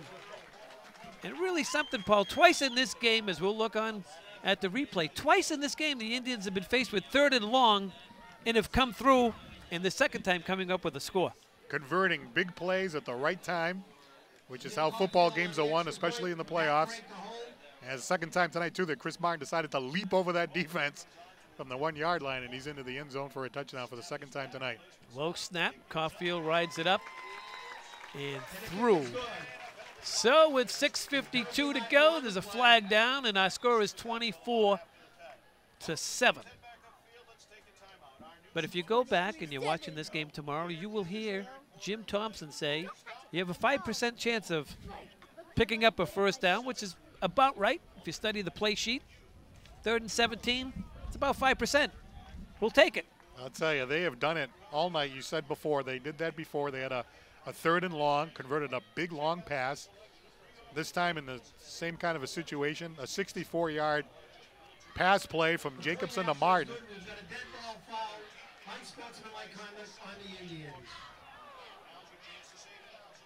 So there was a penalty flag, Paul, after the point after touchdown, which was good. And it'll be assessed on the kickoff. And I think they got Jack Sullivan for the personal foul. You know, that 64-yard pass, the screen over to Martin, that play didn't start out too well. It was a low snap. Jacobson had to go down and pick the ball up. He then kind of pumped once, finally gets it into the hands of Martin, and then all of a sudden, see you later. 64 yards down the field. Tackled at the 1-yard line. Wow, what a counter punch by Dartmouth to start the second half after Plymouth North just started to get their offense going. Well said. Now the Indians will kick from their own 25. And special teams has had a big factor in this game. There's been kicks over the sideline and kicks in the end zone. And we have a field goal, too, that was kicked by exactly Liam Caulfield for 22 yards. Nicholas and Hagan back deep. And this is a good kick by Caulfield. Comes to Nicholas from his own 20. And Nicholas looking for running room and takes a pop. Goodness gracious, that's Jack Sullivan, I believe. I told you he had something in the back of his mind after taking a cheap shot, and there it is right there. You get me, I'm going to get you. What a hit by Sullivan. And unlike the one he took, perfectly legal and perfectly clean. Hey, Jack Sullivan, a 6'1", 185-pound senior. And here comes Colin Nicholas, and see you later. Sullivan just drops him like a sack of potatoes right down to the turf, and down goes Nicholas. 1st and 10 from just across the 30. First look at Plymouth North here in the second half. Drew gets rid of it, completes it. Got a man, enough for a first down, gain of 11. Espindola making the tackle for the Indians, but not before Drew picks up a first down. Well, that's a Cam Drew that we thought we were going to see. Dropping back into the pocket, very comfortable, very poised senior.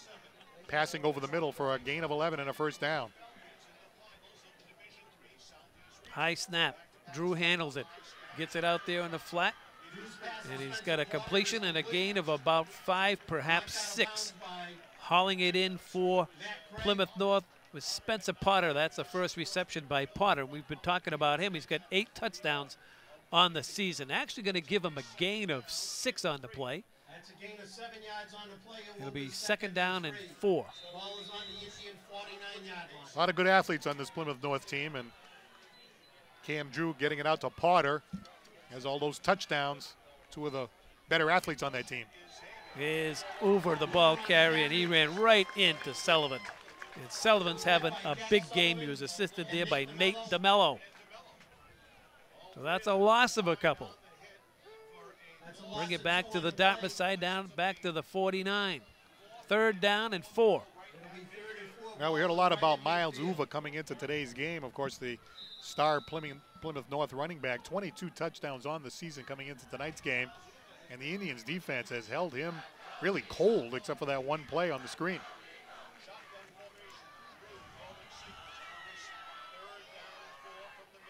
High snap. Drew looks near side. Here comes the rush. He gets rid of it, throws it here to the near side, incomplete. Coming across the line for the Indians was Nick Marks. And Brendan Foley assisting. Well, take a look at Foley right there.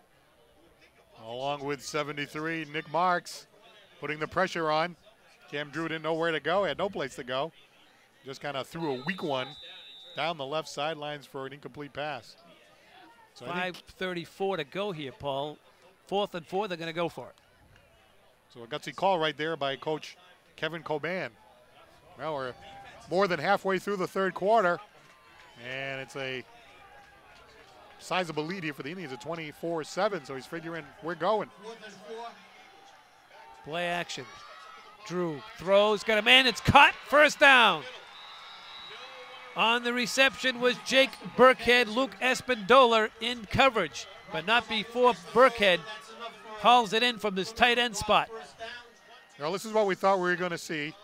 Here's the quarterback dropping back, nice tight spiral over the middle, kind of splitting that zone defensive coverage. Jake Burkhead bringing the ball in. That's a gain of about 22 yards. Nicely executed play and a good call there going forward on fourth down, getting the first. Here's Drew. Here comes the rush. Drew, can he escape it? Here come the Indians, and he gets rid of it at the last second. Racing across for Dartmouth High School was Cooper Smith, along with Sullivan again. Well, Cam Smith, I'm not sure he's seen a pass rush quite like this until tonight. There you see Cooper Smith, the defensive end, with a great job of penetration. And Cam Drew looked very uncomfortable. Sullivan is all over this football field. And Sullivan, what a game he's had. Offensively and defensively. Of course, Jack Sullivan with a 29-yard touchdown reception, in addition to his stellar play on defense tonight. So basically you have Plymouth North now one-dimensional. They're going to try to throw the football, and I think the Indians might have drawn them offside. They did. Illegal procedure going to be called against Plymouth North as the Indians looked like they were going to try to jump the gaps. One of the offensive linemen moving for Plymouth North, and that'll back them up 5. Like Sullivan might have been one of them. He was just kind of charging up to the point of attack, to the line of scrimmage, and then all of a sudden one of the players on the Plymouth North team jolted, and the penalty goes against the Eagles. Ball at the Dartmouth High School 32. Second down and 15 for North. Play action, and they're going to try to set up the screen. Drew running for his life, throws at the last moment, and incomplete. Brendan Foley was chasing the quarterback, and a flag is down. We'll have to see what the penalty flag is about, but how about that Dartmouth Indians pass rush? I mean, they're just causing all kinds of problems for the senior quarterback, Cam Drew. Brendan Foley just all over him the last few times, making him very uncomfortable as head coach Kevin Coban. Kevin doesn't seem too happy. No, he's trying to listen in. One of the refs was saying for him to get back along with his team, so let's see what they have. This was a very late flag. Ralph Stefanelli, the referee out Ralph's there tonight. in no hurry, I can tell you that. He's in the no-hurry referee.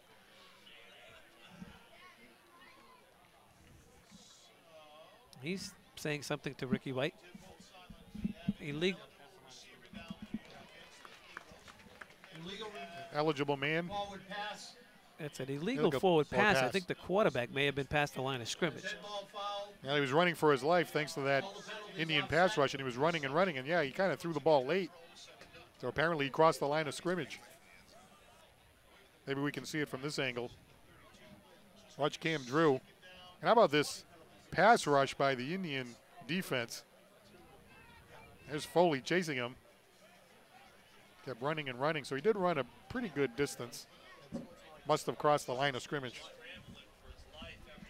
The referee still discussing whether they're going to mark the ball. They do have it marked there, so it'll be should be third down and 20.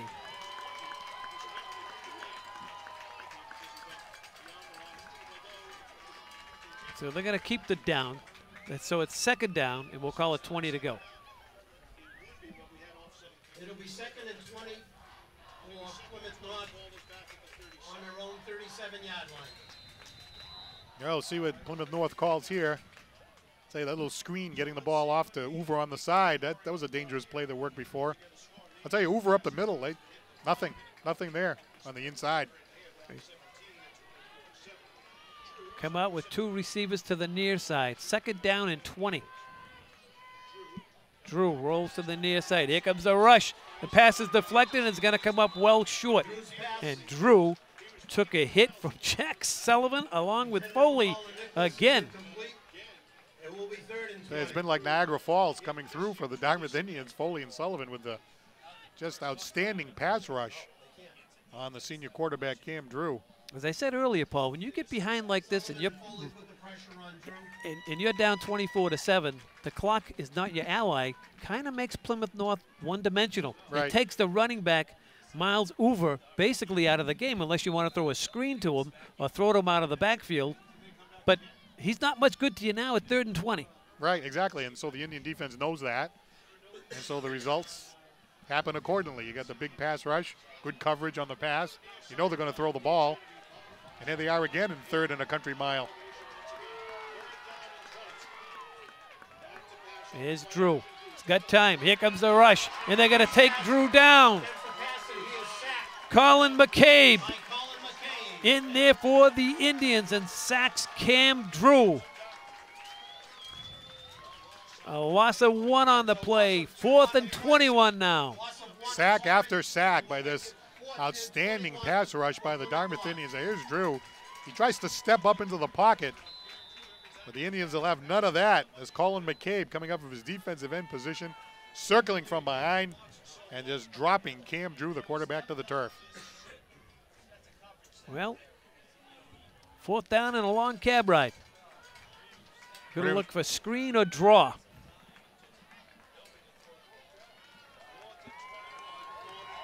Here's Drew. An outstanding quarterback, 15 touchdown pass. I see the ball is loose on the ground. Drew has it, but the Indians are going to turn him over on downs. And I think Drew might have been hurt on that last sack, Paul. He seems to be a little out of sorts. Well, if that's true, that could explain what happened there. I mean, this was a clutch situation on the 4th and 21. Plymouth North needed to at least get the quarterback in position to make the pass, and they couldn't even do that. The ball was fumbled. Here's the man I talk about a lot, Coach Martin. Coach Martin operating the Dartmouth Indian defense, and well, he's got to be satisfied tonight. The Indian defense stopping Uva, 22 touchdowns on the season, leading the entire state in Division III. Nothing doing on the inside in that last series. You talked about the one-dimensional because of the situation. How about that pass rush? Here's Tisdale. Well, actually, that's the quarterback. Jacobson off the ball fake to Tisdale, and Manning gets credited for the tackle. It's a loss of 1. It'll be 2nd and 11 for the Indians. 3:37 to go in the 3rd. Coach Coben told us that this game would be over in 40 minutes, and he is about an hour and a half off. Well, you know, obviously Plymouth North has thrown the ball a lot tonight and thrown the ball unsuccessfully. So there's been a lot of stoppages of the clock because of the incomplete passes. Has to be 7 or 8 incomplete passes tonight for Plymouth North. And then you throw in all the sacks. Well, there's a loose ball there, and they just to Martin, and Martin makes the best out of nothing. He picks up 13 and a first down, tackle in the secondary by Spencer Potter. When you're in a mess like that, why not just get rid of it? Yeah, give it to Martin. That's always the right play. Pitches it out to Martin. It was a giant hole. Look at that space that Martin had to run through. No problem at all. Gain of 13. And yet another Dartmouth Indian first down. I told you earlier, Jack Sullivan, payback. Watch 87 here. I'm going to block you 31, and not only am I going to block you, I'm going to block you right into the turf. Probably the wrong guy to irritate early in this game. He's been a monster ever since. Absolutely. Here's Martin. Martin gets back to the line of scrimmage where he's tripped up there by Joe Walsh. Sometimes, Paul, it's not good to wake up the sleeping bear. No, that happens. It happens a lot in athletics. That was kind of a little bit of a cheap hit there, no question about it. It was during the 1 touchdown that Plymouth North scored back in the first half. The play was pretty much over. Uva was at the 2-yard line about to prance into the end zone, and about 10, 15 yards back is Sullivan realizing he's not going to catch him. And all of a sudden, boom, gets hit from the side. Definitely an unnecessary hit, but yep. The response is what the response is. 2nd and 10 for Cole Jacobson in this Indian offense. They just want to pick up a few first downs. They don't need to score. And they give it to Martin, and Chris gets back to the line of scrimmage. No gain there. Mitch Hennings No gain on the play, brought down by a host in of there along with Justin Cabral. Justin Cabral. But this is fine for the Indians. Just kill the clock. They're in good field position. They punted. They're going to have to make Plymouth North go the length of the field. So Yeah, it's a 3-possession game, so, you know, I mean, that's going to be difficult in one quarter, no matter how dynamic your offense is, to try to have 3 scores in one quarter, especially against the Indian defense. 3rd and 10. 3rd and 10 for the Indians.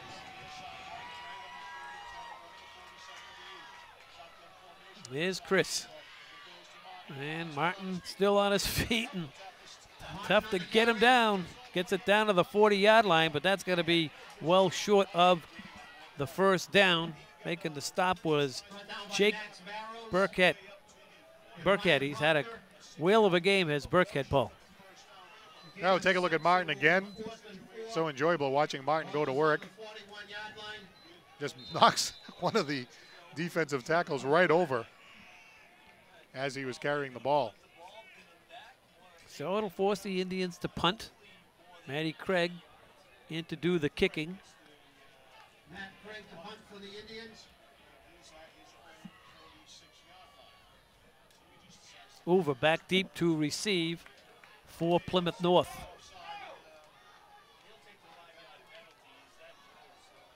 That's a good snap. They sure took their sweet time to get this off. And it's going to bounce into the end zone. So no return as the quarter has wound down. So a good 11 minutes for the Indians, and they have to hang on for 11 more, Paul.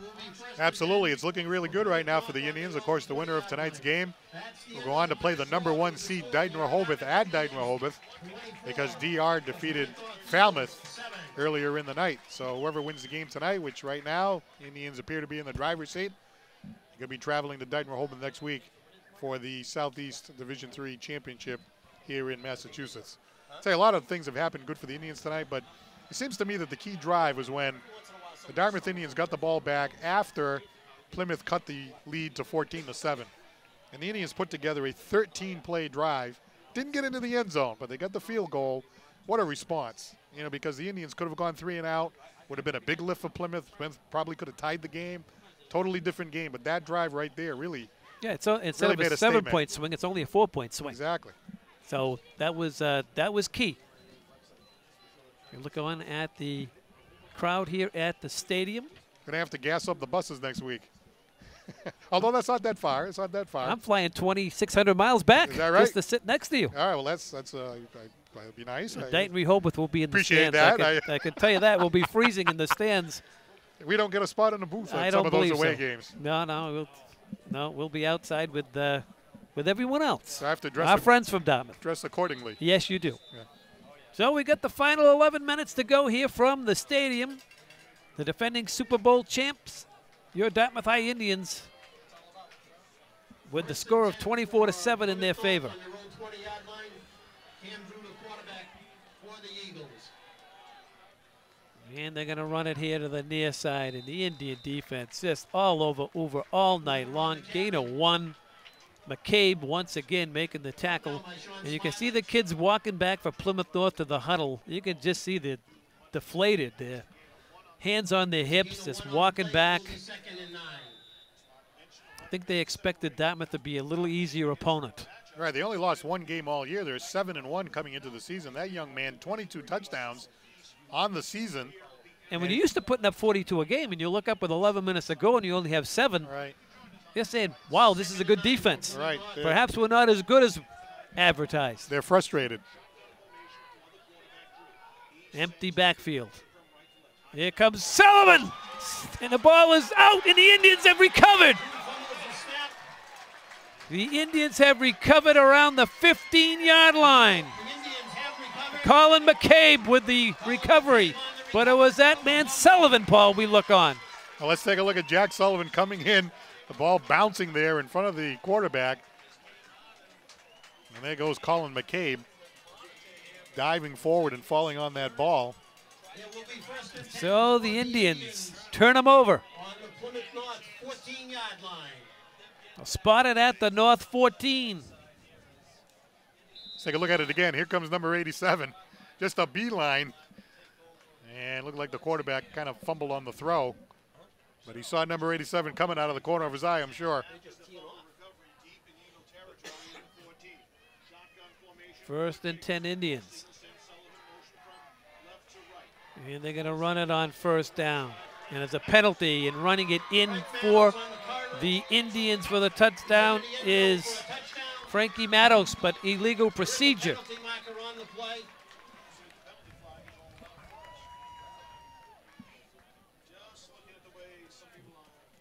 So it's going to go against the Indians. Do you see Chris Martin down there, or did he change uniforms? Should he change his number by chance? Well, because you did have number 32. Number 32 was carrying the ball there. Backfield in motion against the Indians.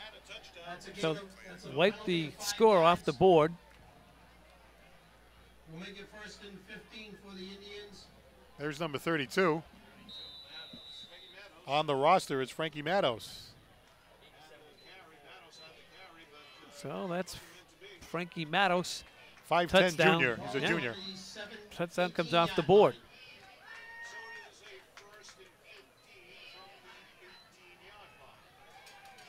I move the football back to the 18-yard line. First and 15. Here's Matos once again, and he's in the secondary and in for the touchdown. I hate to say it, but I think Plymouth North has waved a white flag, Paul. Well, Frankie Matos, right? You give him the ball. He runs into the end zone for a touchdown. We say, oh, no, sorry about that. Penalty flag's on the play. Say, all right, that's okay. Oh, give me the ball again. And he carries the ball again. And look at this. It looked like he was going to be stopped. Nobody right wanted to tackle him. No, thank you.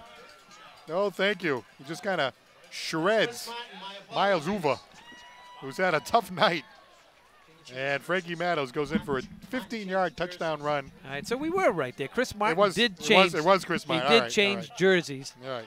I could tell by the way he was running, like, that has to be him. But this has happened in this game with Cooper Smith. At one time, Smith was 57, then he was 15, then he was 57 and back to 15. And Chris Martin now has changed jerseys. So 18th touchdown on the season for Chris Martin. And Martin with 18 TDs. How about that? 3 tonight. Well, the Indians have been blessed here in the last 7 or 8 years with running backs, haven't they, Paul? Yeah, I mean. Wasn't there a guy here that played in the NFL, Todd? Todd? What was his name? Yeah, I think his initials were JT. Yeah, there you go. JT, right? Yeah. Not the original JT. No, he had one of the greatest lines when he was leaving here. He said, you can have your nickname back now, Mr. Thompson. Yeah, I said, well, JT. thank you. Yeah. Hagan and Nicholas back deep to receive. And I'm going to tell you, when he played here, he was the most humble kid you could ever meet. Oh, I mean, yeah, he was absolutely. scoring touchdown after touchdown after touchdown, and just the nicest young man you ever want to meet. I believe it was 29 touchdowns he scored that year in 2007, which is, of course, a Dartmouth Indian record. That was a great team. So the Indians will be heading over to Dayton Rehoboth. As Nicholas, last time he ran back, he took a pop from Sullivan. This time he gets it up across the 30, where Plymouth North will have it. First and 10, now trailing 31-7. Alex Tisdale making a special teams tackle for the Indians. So Chris Martin, touchdown runs tonight of 15 yards, 1 yard, and 10 yards. There's a 22-yard field goal by Liam Caulfield. Some nice passing by Cole Jacobson. Touchdown pass, 29 yards to Jack Sullivan. And the Indians, of course, forcing turnovers on defense. Big pass rush.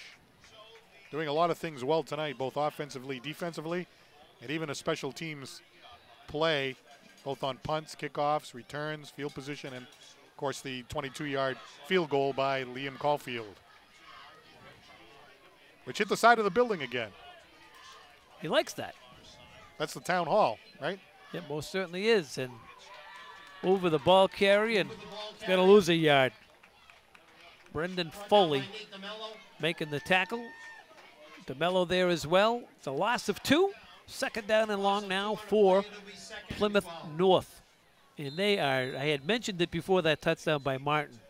they're just deflated. You could just see the air is just taken out of these kids. You know, when you have a great run, and it all goes back, I think, to Dartmouth's schedule. They just are used to playing very good teams.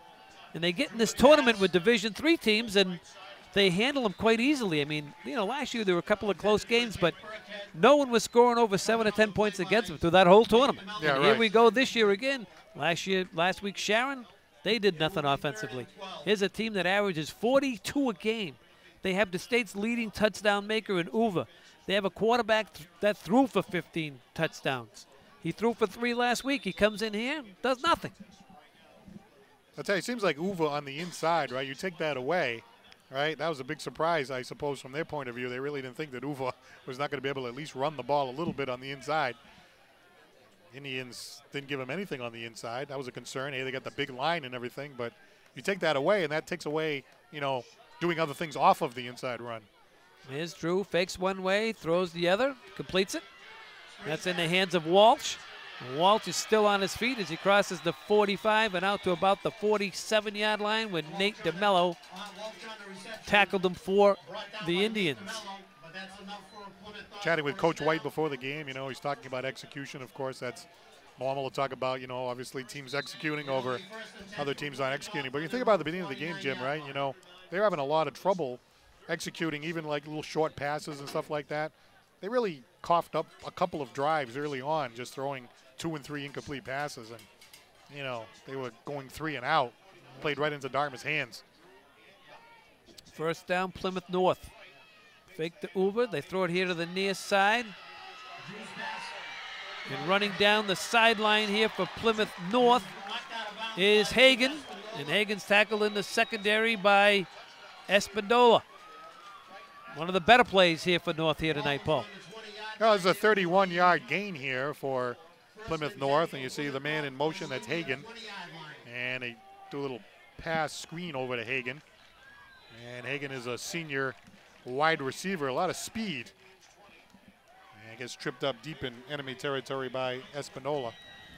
So this is what, you know, from the Plymouth North point of view, this is what they wanted to see early in the game. Too little, too late.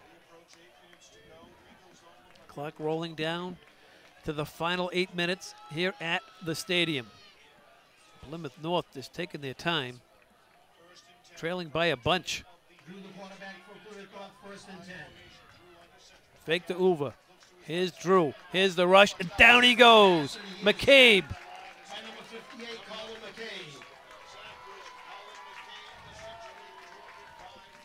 Credit the Indian secondary, Paul. Can't be anybody open. He's holding on to the ball and taking the sacks. And how about this pass rush that we've really seen? I mean, as soon as he turned, he was in trouble. And there's McCabe finishing the job, coming up from his defensive end position, the junior at 6 feet, 205. Coming up with a nice hit there. Loss of 2. Second down and a dozen. 7:18 to play in the ball game. The Indians will be heading over to Dighton Rehoboth next Friday night. We assume at 7 o'clock, although tonight they played at 6 o'clock. So be checking with the school department and find out what time that game's going to start. Drew looking, completes it along the far sideline. And hauling it in for North was Joe Walsh.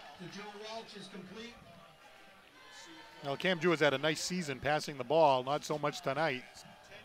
But the last couple of plays, you've seen what Plymouth North was hoping that they could do. They were hoping that they could run Uva, and then off of the play action to Uva, get some openings in the passing game.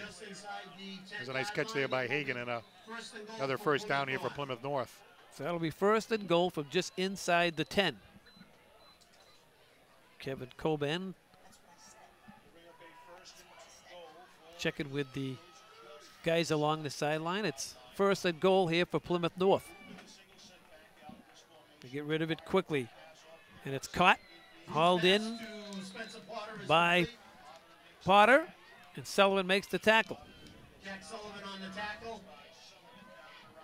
Actually, that was that was David Swenson, I believe, on the catch. Second and goal from the 5, Paul. Well, nice comfortable situation to be in for the Indians. The fans are happy, the cheerleaders are happy. The fans will be getting ready to head out to Dighton Rehoboth, the #1 seed next week. Dartmouth, of course, #1 seed, very, very strong team. But again, not sure that they've played the schedule that the Indians have. And the Indians will be playing, of course, on their home field, which, of course, they have the home field advantage. But got to like the Indians' chances from what we've seen, Jim. I mean, I think that, you know, the Indians have been doing so many things well in all facets of the game. Take a look at the brackets. Indians defeating Sharon. Plymouth North defeating Plymouth South, but then the Indians win tonight over Plymouth North. Dartmouth beating Whitman-Hanson. They defeat Falmouth, who knocked off Somerset Berkeley. So it'll be Dartmouth #2 against Dartmouth #1. Looks like the folks on the truck are confident. They've actually typed it in there, you see. Well, I'm going to tell you, you know what time it is, Paul, don't you? It's time for the fan of the game. And the winning fan gets a bottle of wine and a free pizza down at Faye's. Is that who you guys? You got to go in. You got to go in on a close-up if he's your chosen one. This guy's making his move. Okay, this guy. He's on his way to Faye's, sir. If you come up to the press box in the next 10 minutes, you win the bottle of wine and a free pizza. And if you see the game on TV, just get up off your chair. As soon as you see yourself, you got to go down to Faye's, and that's even if they're closed. And you knock on the door 3 times, they'll hand you the pizza, and you'll be all set. So you're the fan of the game. Oh, look, they're congratulating him. They already know. Look, how did those people know? Congratulations, you're the fan of the game. Yeah, the people are this guy's like a hero here. Like he says, I'm on my way. Look, he's telling him I'm on my way to Faye's. Here we go, here, North. And here's Hagan off the pitch, and Hagan going to be held short of the goal line. Maybe a yard gain. That was the first time that the fan of the game actually reacted that quickly. Usually there's a delay. Fan of the game kind of stands there with a trance, you know. But he might have been shocked. He was shocked. Very excited. Penalty mark is going to go against Plymouth North, so they're going to take that short gain back. Did this fan of the game win something different than they usually win? No, he gets a bottle. Well, he gets the bottle of wine. Right, bottle of wine. And a pizza of his choice. I thought it was the pizza. I don't remember the wine part. No, that's probably why he was happy. So it's unsportsmanlike conduct against Plymouth North. Now, what's this, Paul? A replay of the fan of the game. I'm leaving. I'm making a beeline. Everybody out of the way. Thank you very much. No. There he goes. He's on his way. Evelyn, he's on his way.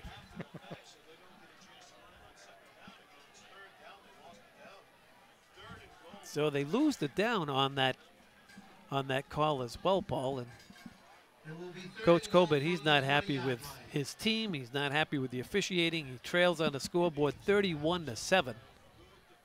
Has not been a good night for Plymouth North, but you really have to credit the Indians right from the beginning. The forced fumble and taking advantage of every opportunity they had, moving the ball, stopping Uva.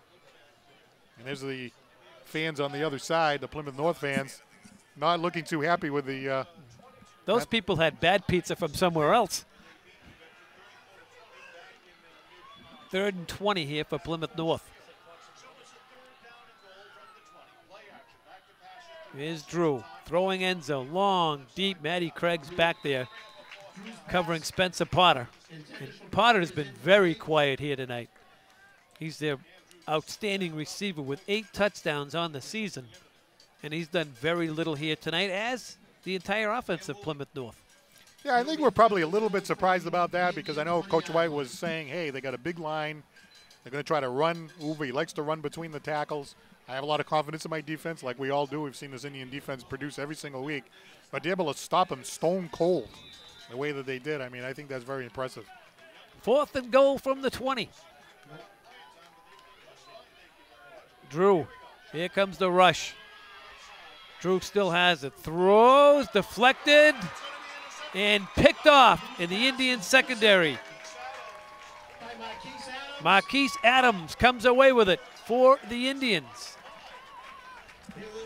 So even now at the tail end of the game, the Indians forcing turnovers as Cam Drew in the pocket rolled out under pressure from that Dartmouth Indians pass rush. He had time to line it up, but ball kind of bounced in the air, and Marquise Adams with the wherewithal to follow that ball in the air and into his arms. He's a junior cornerback coming up to make that play. And the Indians have the ball again in their own territory at the 5-yard line. Had he not caught it, they would have had it at the 20. But Yes. you learn that as you go. Yes. So it looks like we might have a post-game show 2 weeks in a row here, Jim. Yes, it looks like you're going to be heading down. I see the Standard Times beating you to the punch. Well, the Indians deep in their own portion of the field, just going to try to kill some clock here. Try to pick up a first down if they can. And that's Chris Martin. So Chris Martin with 3 touchdowns tonight, one from 10 yards out, one from 1 yard out, another from 15 yards out. 18 touchdowns on the season. That accounts for 3 of the scores. There was a touchdown pass by the quarterback to Jack Sullivan. Marquise Adams in there now at the running back spot as Chris Martin has come to the sideline.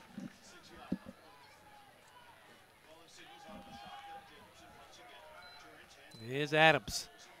Marquise bounces it to the outside, but not going to get very far. Wrapped up there by Burkhead. Credit to Burkhead, he's had a pretty good game on the defensive side of the football, Paul. Yes, he has. One little bright spot, I suppose, for what otherwise has been a long night. Going to be a long trip home through that forest. I guess so. Yeah, you can't get there from here. No, you can't. What, do you go down 58?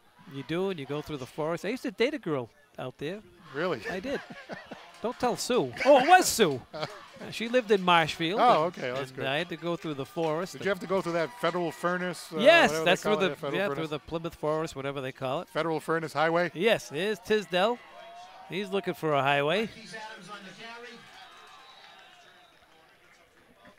He's going to be short of the first down he was looking for.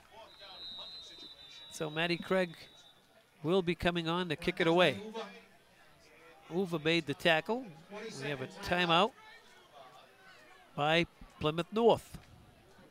So you ready for the Division III Southeast Championship game? I most certainly am. I am, honest to goodness gracious. A good friend of mine, Don Clements, owns Clements Market over in Rhode Island, and he's invited me down to play in a PGA event. Wow. You must be a good, He's a good friend. I'm not a good golfer. I'm okay, but we'll talk more about that in a minute. I'm really looking forward to it. But I will be back to call all the action alongside you next Friday night. Sounds like a plan. But it's the legends of women's golf. Nancy Lopez, Jan Stevenson, some Hall of Fame women golfers, and I'm going to get a chance to play 18 holes. And I don't know, it's the United States against the Europeans, and I don't know if I'm a trader about perhaps be playing for the Europeans with my luck. Here's Craig, he rides it out. Nice kick. And that's going to take T.J. Hagan back to his 45. He just let it go by him, but Matty Craig rode that out from his own end zone, 55-yard boot. Even the punting game is working for the Indians tonight. So I'm heading to Florida tomorrow. Got to play warm-up with my brother Dave, and then driving to Sarasota, and I got to play in this tournament. I'm looking forward to that. Get up the following day at 5 in the morning to catch a 7 o'clock flight to come back to be with you. Sounds like a rough week there. Yeah, look at a very rough week. I don't know what's tougher, playing with the legends of golf or sitting next to you for 2 or 3 hours. I'm not quite sure. But I will be texting you. I'll let you know how I'm doing on every hole. All right, that sounds good. We'll bring some stats next week, Yes. We'll mix in with the Indian football stats, Here's Drew.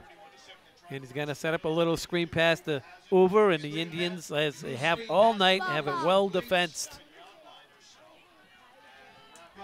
And these Indians want the shutout. I mean, not a shutout. They want to hold them to 7 points. They don't want them to get on that scoreboard again. Yeah, they're only giving up 10 points a game, average on the year. Most of the time, the opponents have only scored once. If you go back through most of the games. Here's Drew. He's got plenty of time. Shoots it across the far sideline. And a late flag comes in. It might be roughing the passer. Drew's pass is complete on the sideline. Penalty marker on the play.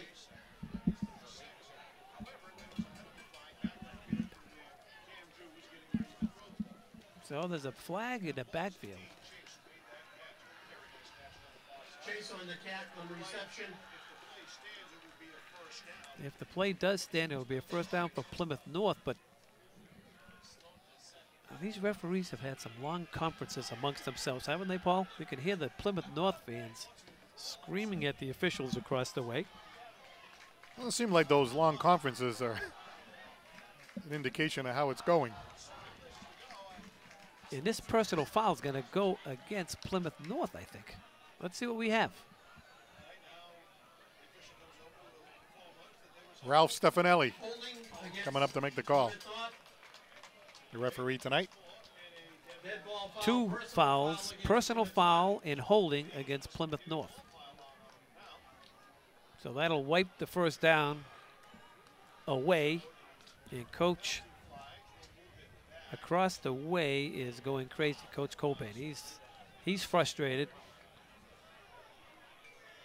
And haven't been on the sidelines myself. When you're frustrated like this and the refs call a personal foul against your team and take a first down off, you know, you're just fighting for your life over there.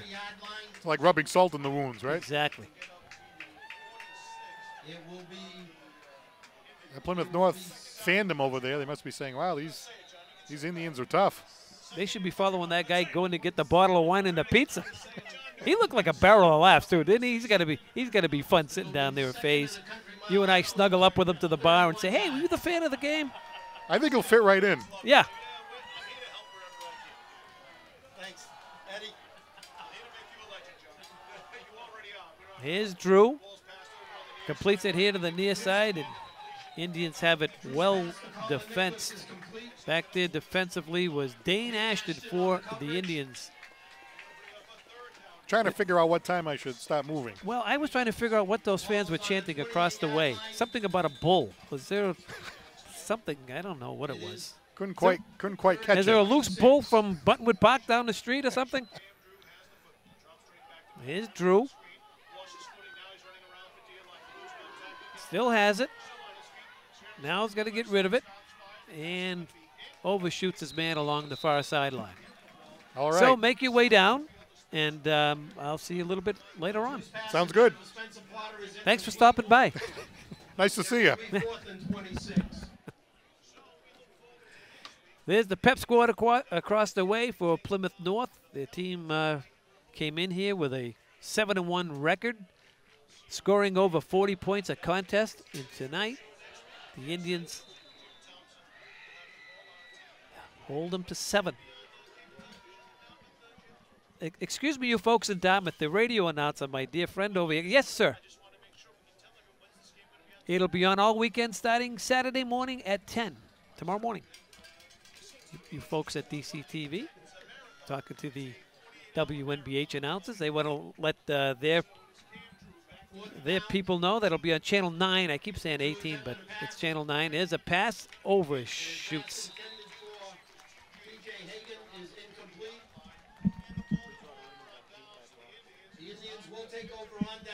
Bridgewater Raynham tonight out of the Old Colony League loses to Brockton in tournament play. It will be 1st and 10 for the Indians on the Plymouth North 27-yard line.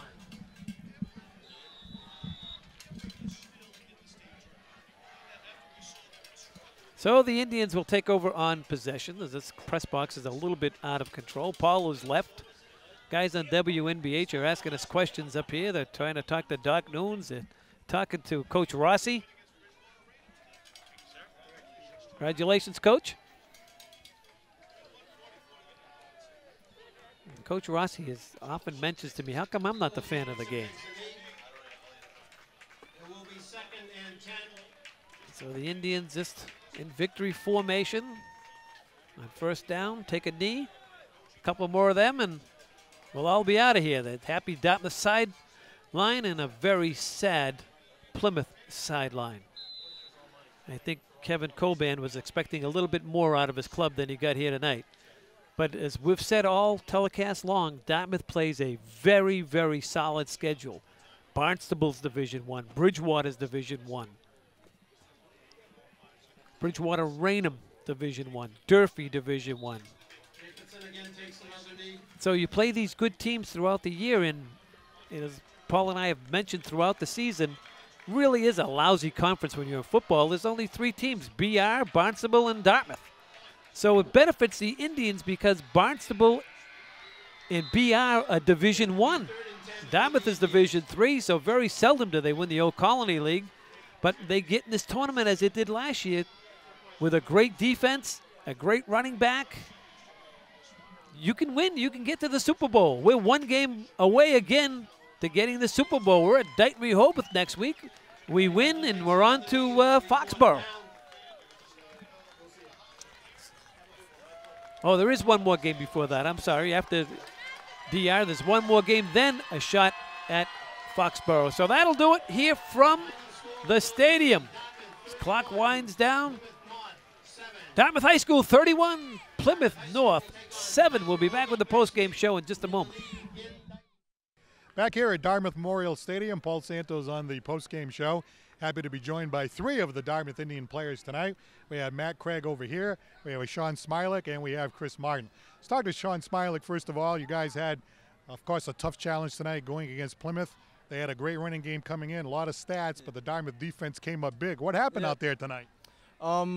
We just continue what we've been doing, running to the football, everybody getting in on tackles, everybody making plays. What's made our defense so strong is being able to force those turnovers, which create pivotal moments in the game. It's something we try to limit as an offense, and it's always great to get those turnovers on defense. Well, you had one of those turnovers right at the beginning of the game, and it ended up with a touchdown for Dartmouth. So right off the bat, you guys really got the momentum at the beginning of the game. Yeah, I know that was definitely like a game-changing moment. Right from the start to you couldn't ask for anything better.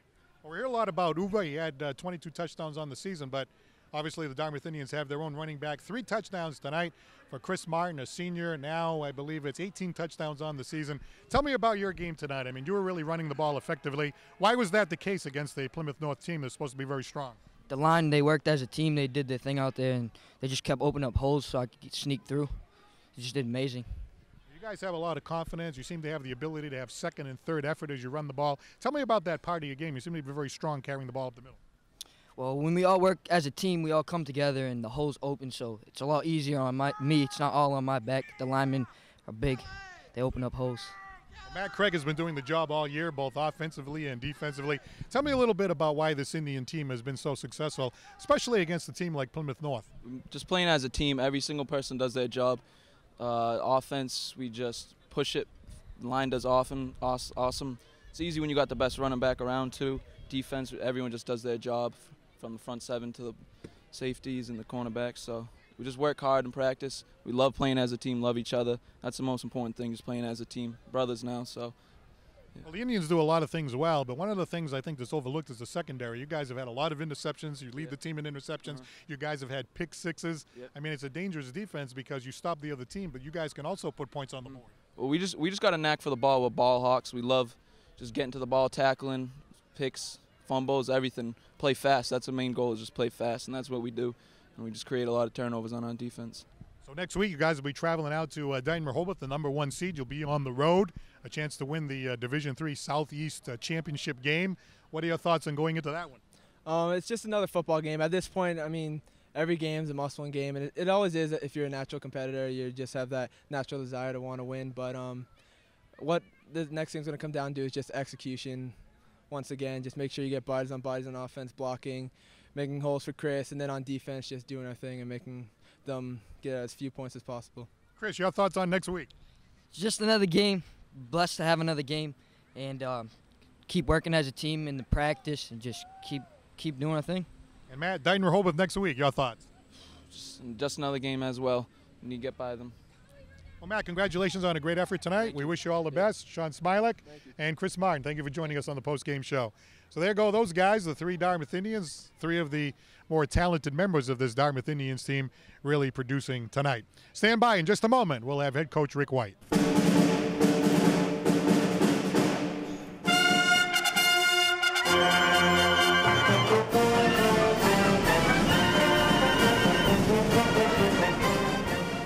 Now joined on the post-game show by the victorious head coach of the Dartmouth Indians, Rick White. Well, Coach, obviously a tough opponent tonight, Plymouth North, but the Indians really took it to him early, got the early turnover, put some points on the board, really had him on the ropes and never really let him up. Yeah, the turnover was huge, getting that ball right away and then getting down and scoring early. We felt it was really important in this game to them coming on the road and getting down here, and we wanted to get up on them early, and that was a big play by Nate DeMello to jump on that ball, and you know, give them credit, they didn't fold certainly in the first half. They woke up a little bit in the second quarter, but then we were able to get those points with, you know, another score, and then big catch by Sully. You know, defense let one up on a screen pass on 3rd and long. Had one bad series there with a couple penalties on defense. We were our own worst enemy there. Then we come back and are able to get, get the field goal. So that was a nice 2-score lead right before going into halftime. That was big. You know, Uwe came in with all those touchdowns, obviously a great back, obviously a very successful young man running the ball all year, but the Indian defense wasn't giving anything, especially to the inside. No, we worked real hard. Mike Martin and you know, our defensive coordinator just worked real hard on figuring out ways to make his life miserable. And our guys were a little bit outsized, but they got into gaps quick. You know, it was, you know, again, like we said before the game, it was our quickness versus kind of their size and strength. So we got pretty good team speed as you saw tonight, and that was really the key. We've talked about being able to answer at the right time. After they made it 14-7, Dartmouth got the ball, put together that long drive. A nice answer by the offense there at a time when they could have got back in the game. Yeah, that was huge. You know, we had to definitely answer back there, or the momentum could have shifted in their favor. Got Cole going a little bit, got Chris going a little bit. We had a nice catch by Tiz there down the sideline on the 3rd and long. Again, we had some big 3rd down conversions that were huge in this game, and again, the defense just played their butts off all night. So real quick, Coach, obviously next week, #1 seed on the road at Dighton-Rehoboth, championship game for the Southeast. Your thoughts? Well, hey, you know, I think they're 8-1 at this point, and so, you know, we got to come out and be ready to play on the road in front of their fans, and hopefully we'll bring a good crowd down there with us on Friday night. But they're a good wing tee football team, and you know, they're having a great year in the South Coast Conference. So we know them very well. We got Dave Moore over there, who's their defense coordinator, is a Dartmouth grad, and worked with him for many years. So Dave Driscoll is president of our association for years, and he's just you know, been around for a long time. 200-win coach we're going against. So, and they got some talented guys. So it'll be fun to prepare for another tough challenge. Well, congratulations on a great effort tonight, Coach, and we wish you all the best next week in the championship game. Thanks a lot, Paul. Appreciate it. All right, Coach Rick White on the postgame show. Paul Santos down in the field. Let's go back upstairs to Jim.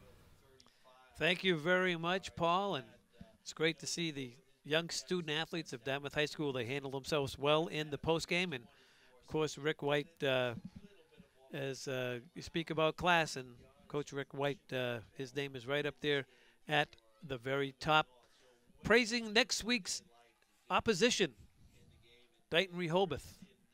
Coach Driscoll, outstanding coach over there. Dave Mora, great player here at Dartmouth High School, coached here for a number of years, and look forward to seeing Coach Mora over there and Coach Driscoll. They got a great team. They're 8-1, as Coach White said.